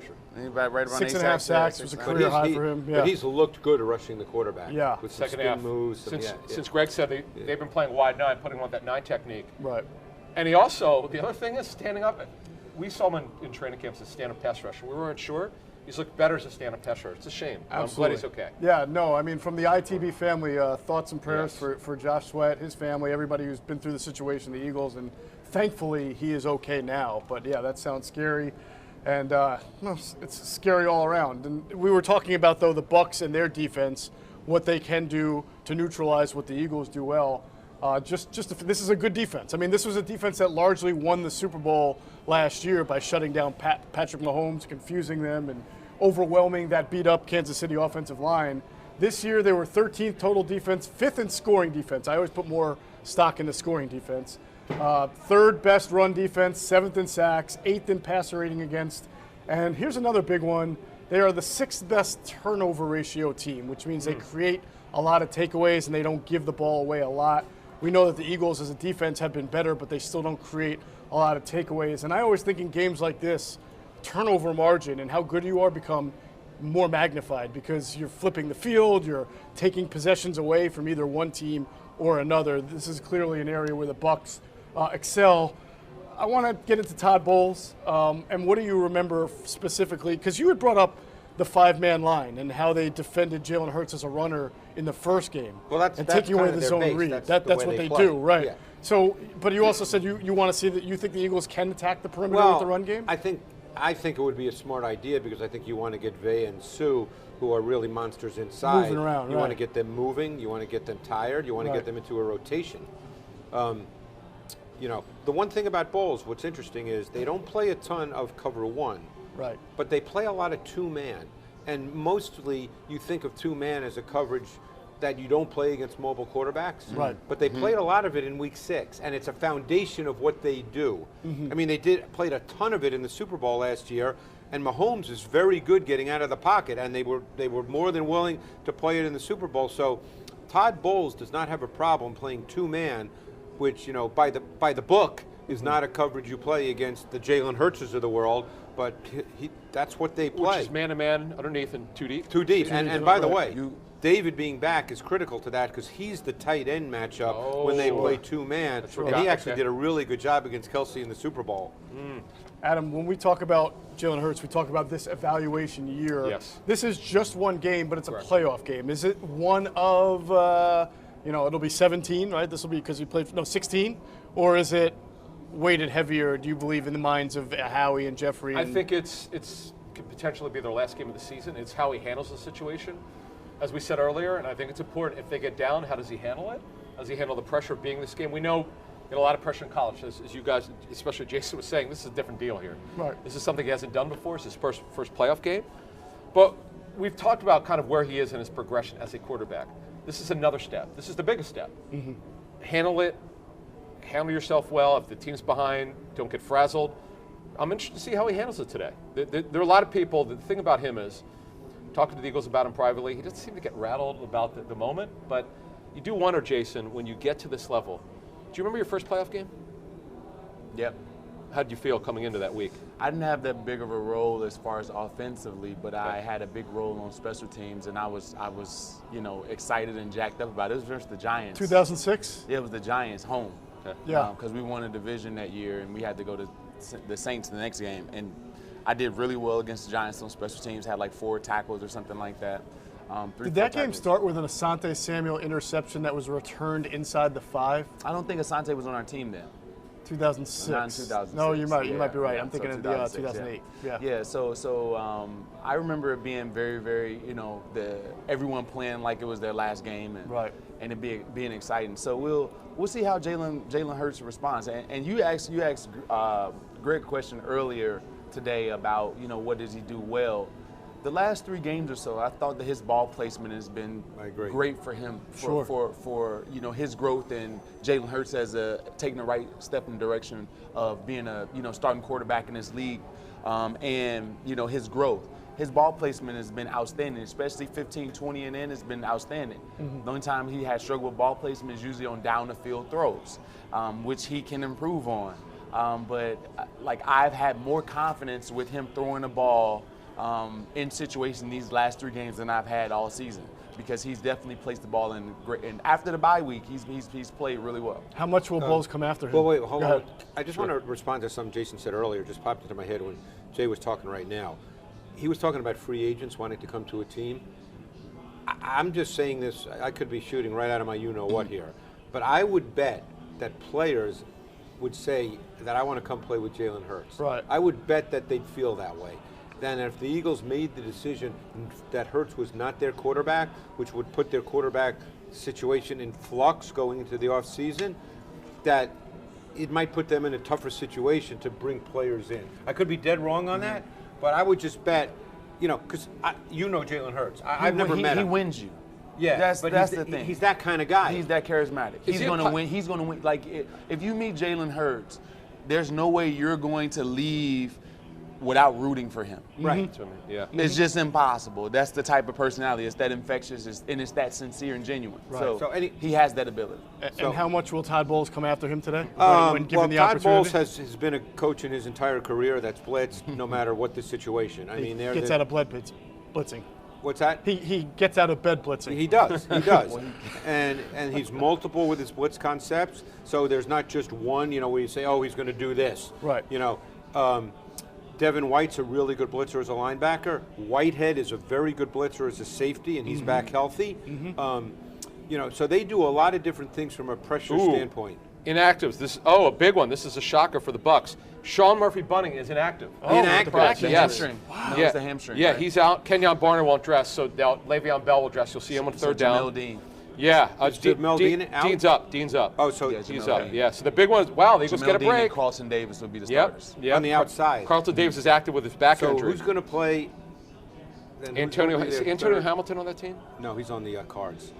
No, it's Cockrell? Ross Cockrell's the other guy, the journeyman. So he'll be the slot. Yeah. So Dean will, Yeah. Yeah. Wow, that's big. Eagles get a break there. It's really fascinating how many players did not play in that first game who are going to play in this game, but then now, as we talk about with Sweat and some other guys who did play in the first game who aren't going to be available for the second game. Obviously the secondary with Carlton Davis out takes a hit, but he's good. I'm sorry, Murphy Bunting. Murphy Bunting out takes a hit, but Davis will play. He did not play in the first game. Antoine Winfield Jr. will play today. He also did not play in the first game. Greg, when you look he's a at good player. That's a perfect segue. Who's the kind of the straw or the catalyst to this secondary? I mean, for I Tampa think Bay? Winfield, I don't know your thoughts. I think he's a really good player. I like him a lot. I don't think he's exactly like, let's say, a Buda Baker, but I think he's similar in the sense that he's really kind of an Energizer Bunny type player. He can play really well in the back end. He can play downhill really effectively. He's savvy. He has a nose for the ball. Really good ball skills. Yeah, I think Winfield's a really good player. Sure. And obviously, I think one of the better emerging safeties, as you mentioned in the league. Yeah. And I think not having Winfield, not having Murphy Bunting in the first game, not having Carlton Davis the first game they played, their defense was very vanilla for Todd Bowles' defense, right? Didn't blitz They much pulled at all. Richard Sherman off the street for that Exactly. game, and he didn't even make it And to halftime. he got hurt. So they played a bunch of zone. They play a lot of zone, but they didn't blitz much. Right. But when you've seen them the last 3 weeks, they've been lighting teams up. I felt bad for Sam Darnold last week because they were just adding rushers in, and they're like, oh, this guy can't hurt us. So they were just, hopefully they don't get to that point where they're like, hey, Jalen Hurts can't hurt us, because if Bowles feels like the quarterback can't hurt you, he's gonna keep adding people to the rush. How comfortable can they be doing that and leaving Goddard on, I guess, Levante David, or if they're in man or otherwise? Is Goddard a tough matchup for them the way they play D? Well, in zone becomes a whole different deal. But if they do play man, I'm very curious to see what they do with the second safety, because Mike Edwards has come in and played a lot, and oftentimes they bring him in when they play nickel. They don't play a lot of dime with 6 DBs. They play mostly nickel, and sometimes they bring in Edwards, who has better man-to-man skills than Whitehead. And Edwards would likely be the tight end matchup when they do play cover one. Not when they play two-man. If they play two-man, it will be David. Right. Okay. Which are not, they're not, these guys can cover. Yeah, For linebackers, they're Yeah. not like slouches. Yeah, Like right. you used to think a linebacker versus tight end, it's not impossible. There's some guys that can cover at linebacker, and these guys can. That's why they've been around so long. Well, They're definitely interchangeable parts. We've talked, Adam, about Goddard and his ability to be a game changer and how the offense now goes through him, the pass offense. But I think we've all said at times this year, there are times where he either loses focus or drops a ball that he should get. Yes. And there's no room for that today. They all got to play to their capabilities, like whatever their upside is. Goddard's got to show up, not drop it, run great routes, block like he usually does. He's a great blocker. Hold that thought, here are the inactives. Okay. Reed Sinnett, Chachere, the special teams player, Andre He's Chachere. a good special teams player. Jason Huntley, as we expected, is inactive. Kerry Vincent, Tay Gowan, Nate Herbig, that's the big one. Oh boy. Inactive. That's not good. Because he's been starting for a while, so it should be Sua Opeta. Sua Opeta? Sua Opeta will Most start. likely. Sua was Yes, like a most left. likely. We were talking about him playing like predominantly left guard, Yeah, right? yeah. So, but now he has to play He right. has to play right guard. So though. if they didn't do that, who else could it be?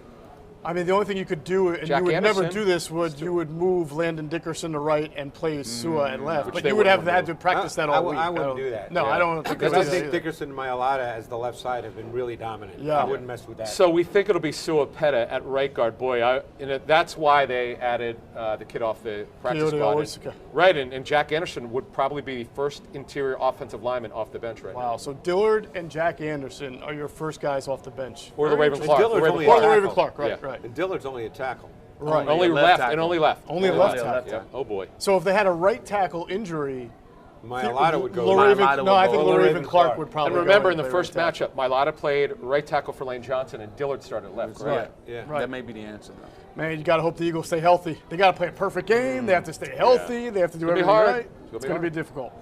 We were just getting into the offensive line and the Eagles' running game, and it's amazing we've gone this far without talking about the bread and butter of what they do, and that's keeping it on the ground.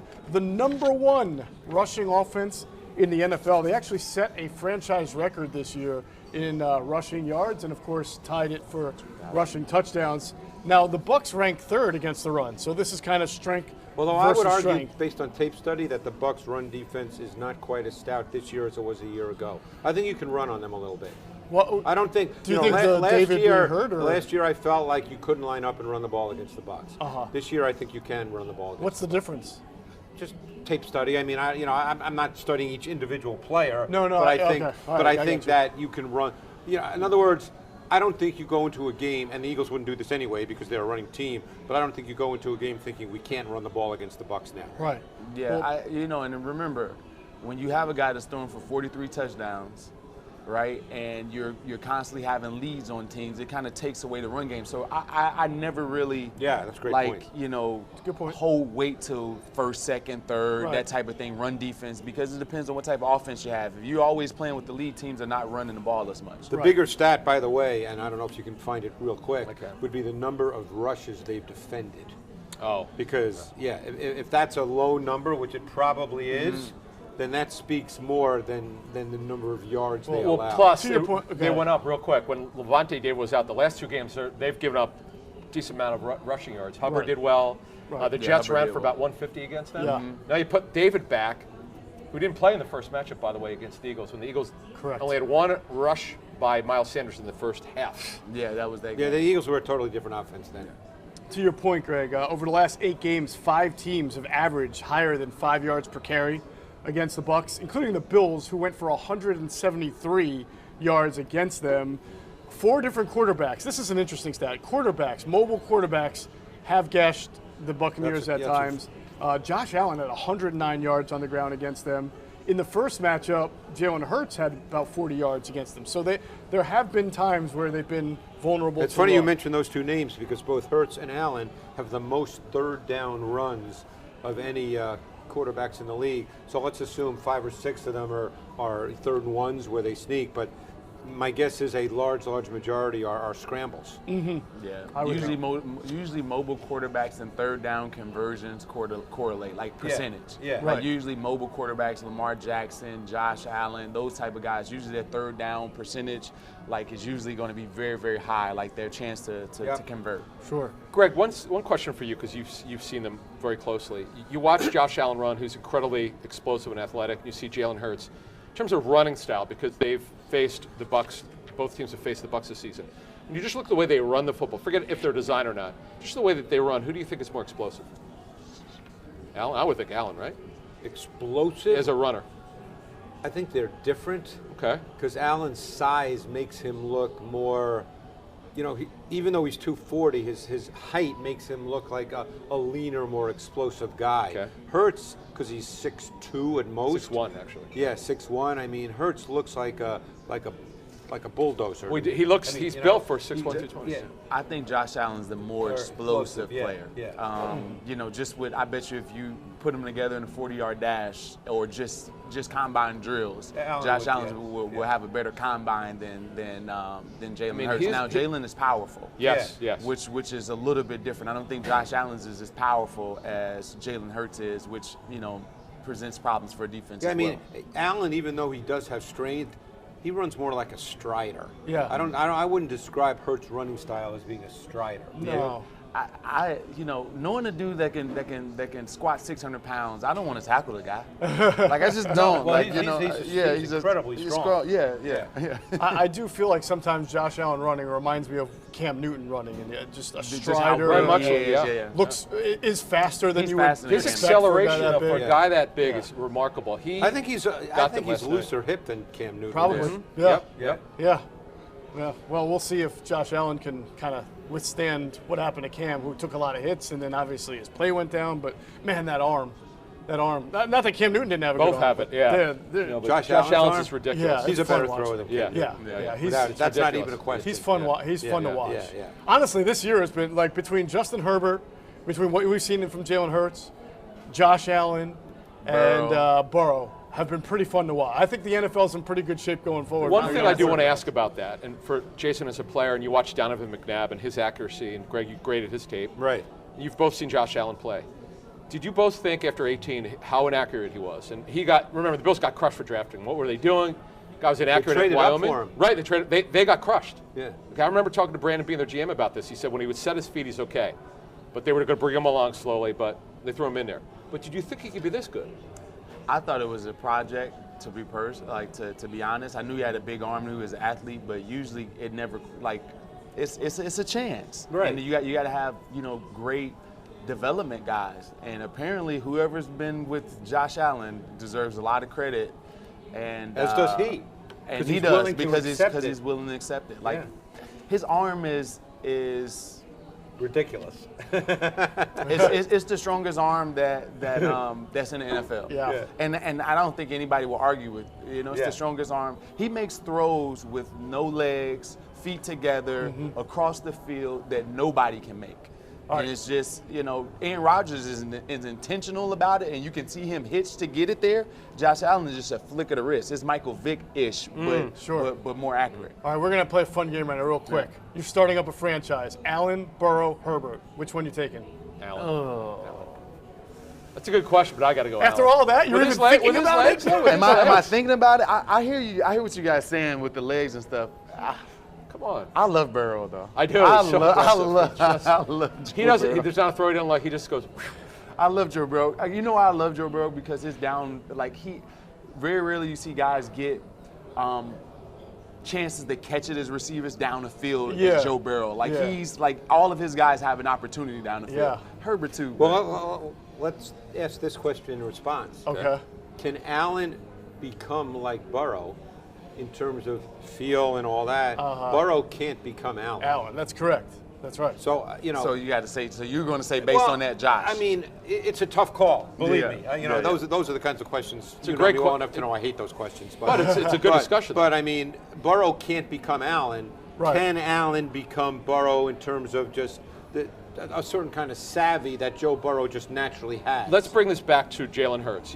Sitting with you in Jaws, I asked you this question, and you guys would hesitate, then you'd say yes, and I've asked coaches the same question. How much stronger could a quarterback's arm get? Not significantly. I mean, it can, like Joe Burrow's arm has gotten a little stronger, and I saw an interview with him where he talked about what he worked on, because most of his arm strength, and unless it's just natural, like Allen's a freak, but most of it then comes from your core, your hips, your quads, all that, which Burrow worked on quite a bit this offseason with Jordan Palmer.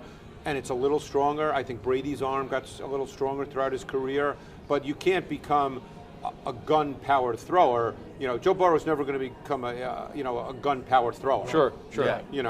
So. But I probably will go with Burrow, and here's my reasoning: is Josh Allen has a tendency to put himself in harm's way. I would agree with that. So usually when you have a guy that's that athletic, it never dies. All right. That Runners ability run. to take runners will run, and runners will get hurt in this league. Yeah, they will. It's inevitable. And we talked about Cam. There can be times when Josh, and you have to live with the good and the bad, where he can be reckless and undisciplined because that's kind of built into his DNA. Right. Like when he did the rollout yesterday and threw the beautiful ball, the first touchdown to Dawson Knox, which looked like he was throwing it away. Yeah, it's There's unbelievable. other times where he's done that and he's thrown an interception. Right. Because, there's a certain, that's just built into the Because way they think they can plays. make every throw. Right. You got to live with it. Well, I'll tell you what, Burrow is a very aggressive thrower, and he he threw a is. few more picks this year than you'd ultimately like, and a few bad ones. But, personally, I like aggressive throwers. Gotcha. I would rather You'd live with it. have that than the guy who's going to keep checking it down. Is Herbert really number 3 on that list? Because I'm a big Herbert Well, guy. I kind of would have thought maybe over Burrow just because But he Jeff, can you're- run you're- around. you're I know, we're splitting splitting hairs. hairs. I mean, yeah, we are it's not- splitting I mean, hairs. yeah, They're all very yeah. good. They're all very Yeah. good. Thank you. All right, check out our friends at PHLSportsNation.com, enhancing the fans' experience with their coverage of all Philadelphia sports teams. For the fan, by the fan is their motto, so make sure you're checking them out at PHLSportsNation.com, on Twitter at PHLSportsNation. Look, we briefly talked about Fletcher Cox and could this be the last year of his career, of his Eagles career, last game? I don't think Jason Kelce's going anywhere the way he's playing, but you just never know. I mean, it's a very rigorous position.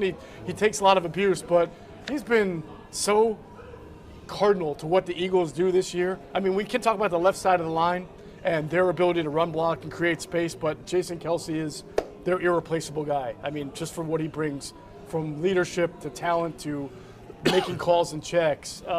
What is he playing the best football of his career right now, Greg? I know it's hard because That's a hard offensive question for me to lineman, answer. yeah. I think he's to quote Warren Zevon, he's an excitable boy right now. He's very excited about playing football. He is. You know, and I Late think great Warren Zevon. Yeah, I think he's enjoying the way they're playing because offensive linemen want to run block. He's been able to get out on the perimeter where he's, you know, as athletic a center as there is in the league and made some unbelievable blocks. So I think he's enjoying the way the Eagles are playing football right now, and therefore he's really playing to his strength and at his best. And he looks healthy, best. right? He looks like he's moving well. I think this may be a conversation in the offseason for Jason Kelce.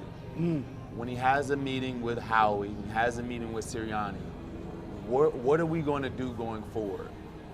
If their plan is to get a high-volume thrower, and that's not something that he really wants to do, you may see the end of Jason Kelce. Right. That's a good But point. if this That's is a a great point. situation that we can continue some continuity with the run game somehow, even if it's a different passer, that, hey, we got to make sure that we feature the run game, I think Jason Kelce will stay around because he's the integral part that keeps this thing going. So I think you have to figure out a way to pacify him as best you can. Hey, let me ask you a question. You would know the answer to this.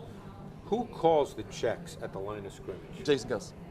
That's what I thought. Yeah, for just for the level. Now there's communication between him and Jalen Hurts. Right. But Jason Kelce is going to be the one that's going to confirm everything. Got it. That's Right. what I So it's thought, not but going I to didn't- happen without his approval. Right. It's just not. Right. Not at this stage. Now you want to get to the place where your quarterback is trusted more than your center. Right. You want to get to that place, but usually in a situation like this, it's going Because to there be are some close. teams that believe it's always the quarterback. Like Yeah. the Patriots believe that. Yeah, always You know, quarterback. the Patriots believe it's always the quarterback. So, you know, a lot is put on, let's say, Mac Jones' plate to deal with a lot of things as a rookie. You know, but different teams have different philosophies about that. I've seen Jason Kelce and Stallman getting argument matches over what we're going to call. That's hilarious. Yeah, and What do they say?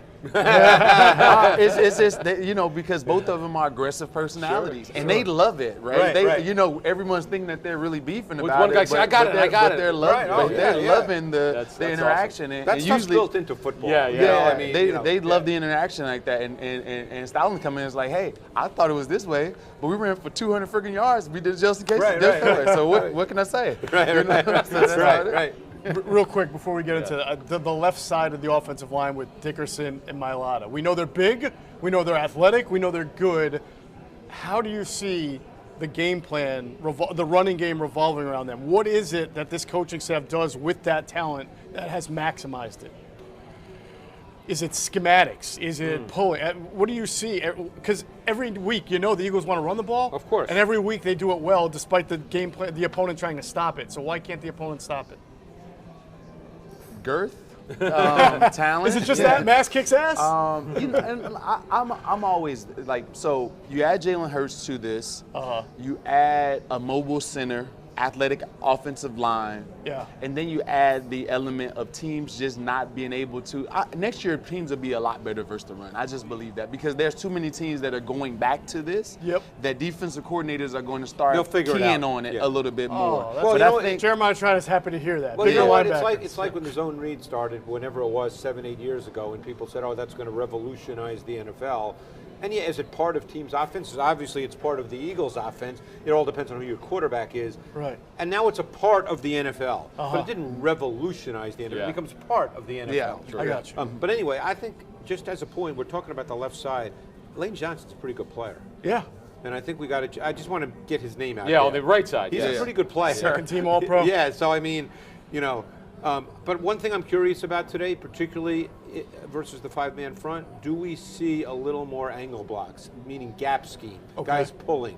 Right. Because you know, I'm just curious whether we see a little more of that just to try to help with the leverage. You need some counters. You need something that's going to offset these big guys. Yeah. Right. Some type of wham block coming back Yes. across. Some type of Trap. pull trap. Trap, Like yeah, you need yeah. those blocks in order to Plus- because you're not just going to move Vita and Sue. Yeah. And, you're just not. and with, we'll see if it is Suapeta. We think it is, but Who's more mobile he's than he more is athletic, right? physical. So Not a that- great technician, I'm told. Yeah. Jeff and I had been talking this weeks ago when we had heard And that. if that's true, Adam, Yeah, then yeah. that's a problem if he's Yeah. up against a guy like Sue, But who he's knows every trick in the book. Well, good- yeah. you also, I guess, in pass protection, you would think Kelsey might have to help out right guard a little more, which leaves Landon Dickerson one-on-one, Well, then potentially you're going to against a see pass stunts rusher. from the other side Yeah. because the center won't be there. Yeah, and then and we've said pass protection. Sometimes this group struggles, and they're a very good run blocking Right. team, but individuals at certain points struggle in pass pro.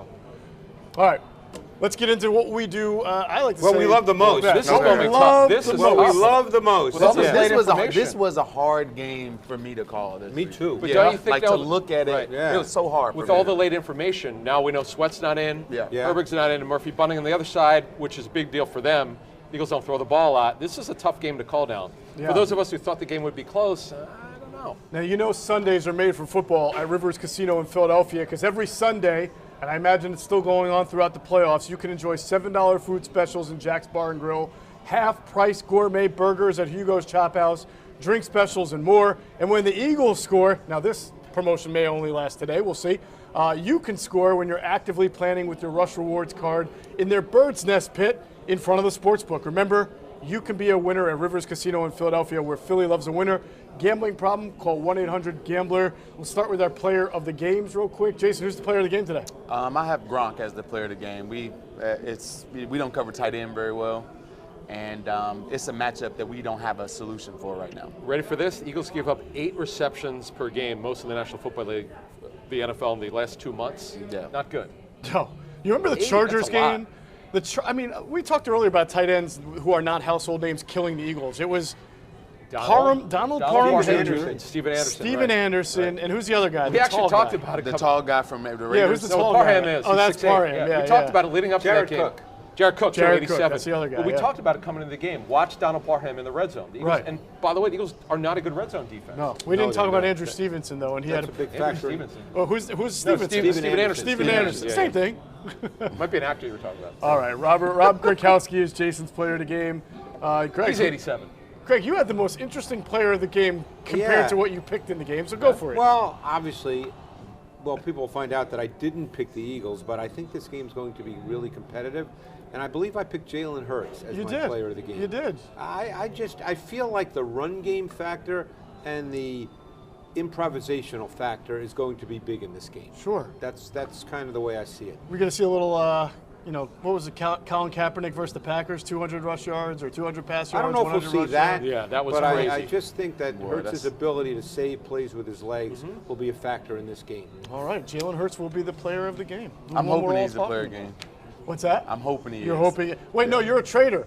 You're a turncoat. You got a Tom Brady Am I jersey back in the good? underneath Am I there. back in the good graces? You're the best until I'm you the give best. your pick. I'm the best. Until you give your game Well, pick, and that's then you're going That's to an do that. interesting take. It's America. America, you got to have a one-track mind now. You got it's one you way. love that. I know. I caught that, by the way. It's a good take. Yeah. People love to give it to Greg on Twitter, like they don't think he knows anything. Oh, that's an interesting take It's you an have. interesting take. I love that. After I spent 70 hours a week watching tape. Way more than any of us. Where'd you pull that one out of? Yeah, Cosell? exactly. It's interesting. Adam, player I've of the got game? Brady. Why? He's going to check Oh, it down. shocker. Paper cuts and everything. All right. Yeah, he's going to get the job done. He's going to throw it to Jason's guy, Avant. Yeah. I mean, Gronk. Brady, 81 and 87. with him. Oh my gosh! I thought Brady's I was the going to play easy with pick. Paige. He took the easy way out. I went with Gronk too, He's Jay. a default. Every game, it's a default. Oh, who did you take? You took Gronk. Both Yeah. of you took Gronk. Okay. Now the lines changed a little bit before we get It's got to into be our 9 picks. now, I'm guessing. It's No, gotta be. well, I don't know if it changed in the. This morning In it the was way of- 7.5. It's gotta at be Bet higher. Rivers, It's gotta right? be. You go to the Bet Rivers app or I'll take the Eagles with betrivers.com, 7.5. and you can get the Eagles at 7.5. That's getting 7.5 points. But here's the problem. It worries me. I would put it at 9 because you now have Herbig out. I know that doesn't mean a lot to people. Yeah, Herbig and That's an Sweat. offensive line change. Sweat's their best outside pass rusher. So you're saying jump on Tampa? I would be. Yeah, this would worry me. I agreed with you guys. I thought that the Eagles could keep it relatively close, come within 7 to 10 points. But you take out Sweat. It's tough. It's gonna be hard. All right, Jay, what's the score? I believe I have 24-20, close game. It may change somewhere in there. 24-20. Oh, Bucks. Listen, Trader. you have 'Cause I'm a changed trader. it so Tom, and Benedict you're a Arnold. trader. I wanted to hear you say it. So, I mean, you're wearing a Sixers hat. You're taking the Bucks. yeah, Buccaneers. jeez. Oh, turncoat. All right, Greg. I think I had 27-24, did I not? Yeah, I feel like your teacher sometimes, right? I have to read back to you. Yeah. Vegas I Eagles thought- covering. But I really think this game, and again, the sweat thing is a factor now, which I did not know when I made the pick. I certainly did not know about Herbig. But I feel like this game's going to be more competitive than many seem to think. Yeah, well, I mean, your score reflects Yes, that. 27-24 sounds like a late Ryan suck-up Well, I don't field know goal. again, I don't know how the game's going to play, whether Sure. it's late Late or comeback but like I they think did last I don't think country, and I know Adam may not believe this, but I don't think the Bucks are going to be up 17-0, early in the second quarter. Gotcha. We'll see. All right, Adam? Well, I've got it, even before this late news came out, I had it 23-14 Bucks. This worries me about Herbig. The biggest one to me is by far, it's not close to Sweat. I'm going to get it, because Sweat's not there, I'm going to jack up the score. I did say it was 23-14. I would give it a little bit higher, 27-14 Bucks. Can the production team red pen that for you in real time? They should be able to do that. Yeah, Technology. We'll get that technology. We'll work lab for test next here. year's pregame We'll show. bring back Trey Thomas, who we talked to on ITV TV. We're going to get the Trey-istrator for Trey. Yeah. We're going to vaunt with the catch-strator. That's right. We'll get Greg on. We're going to do something special Greg next will have the take-a-strater for all his takes. Yes. Interesting takes. take. All right, I have the Buccaneers also winning 26-20. I agree. I think it was going to be a competitive game. Can't lie, I'm a little worried about no Sweat, no Herbig, and how that might change the dynamics of it. But at the end of the day, I thought it was going to be a competitive Hey, game. when we all pick the opposite team, the Eagles usually win. So that may be. That's true, right? Quintin Mikell completed the sweep. He picked the Bucks to win as well, 34-31. The Eagles win today. What was the score? 34-31. Wow, high He score. thought it was High high. score. Oh my God. All right, before you put that money down, make sure you do it at the Bet Rivers app or here at Rivers Casino in Philadelphia. Big thanks to them for hosting this show all year. Big thanks to Sky Motor Cars, BetQL, the teams at Rebel Hill and Public Square. We be back if the Eagles win. The pregame show will continue if the Eagles win. If it doesn't, we thank all of you for tuning in all year long. It's been a great, great time. Want to personally just thank Jason, Greg, Adam, and I. We really appreciate it. Of course, our production team, Rebel Hill, Public Square, everybody for watching. It has been a fantastic year. And if this is the last one, we're going to come back better than ever. We'll be back in tomorrow anyway. 2022. That's right. On a podcast. And we will be back on the podcast 6 a.m. Make sure you check out InsideTheBirds.com for all of our coverage after the game. All right, everybody, enjoy the game. Have a great weekend. Beautiful. Great job.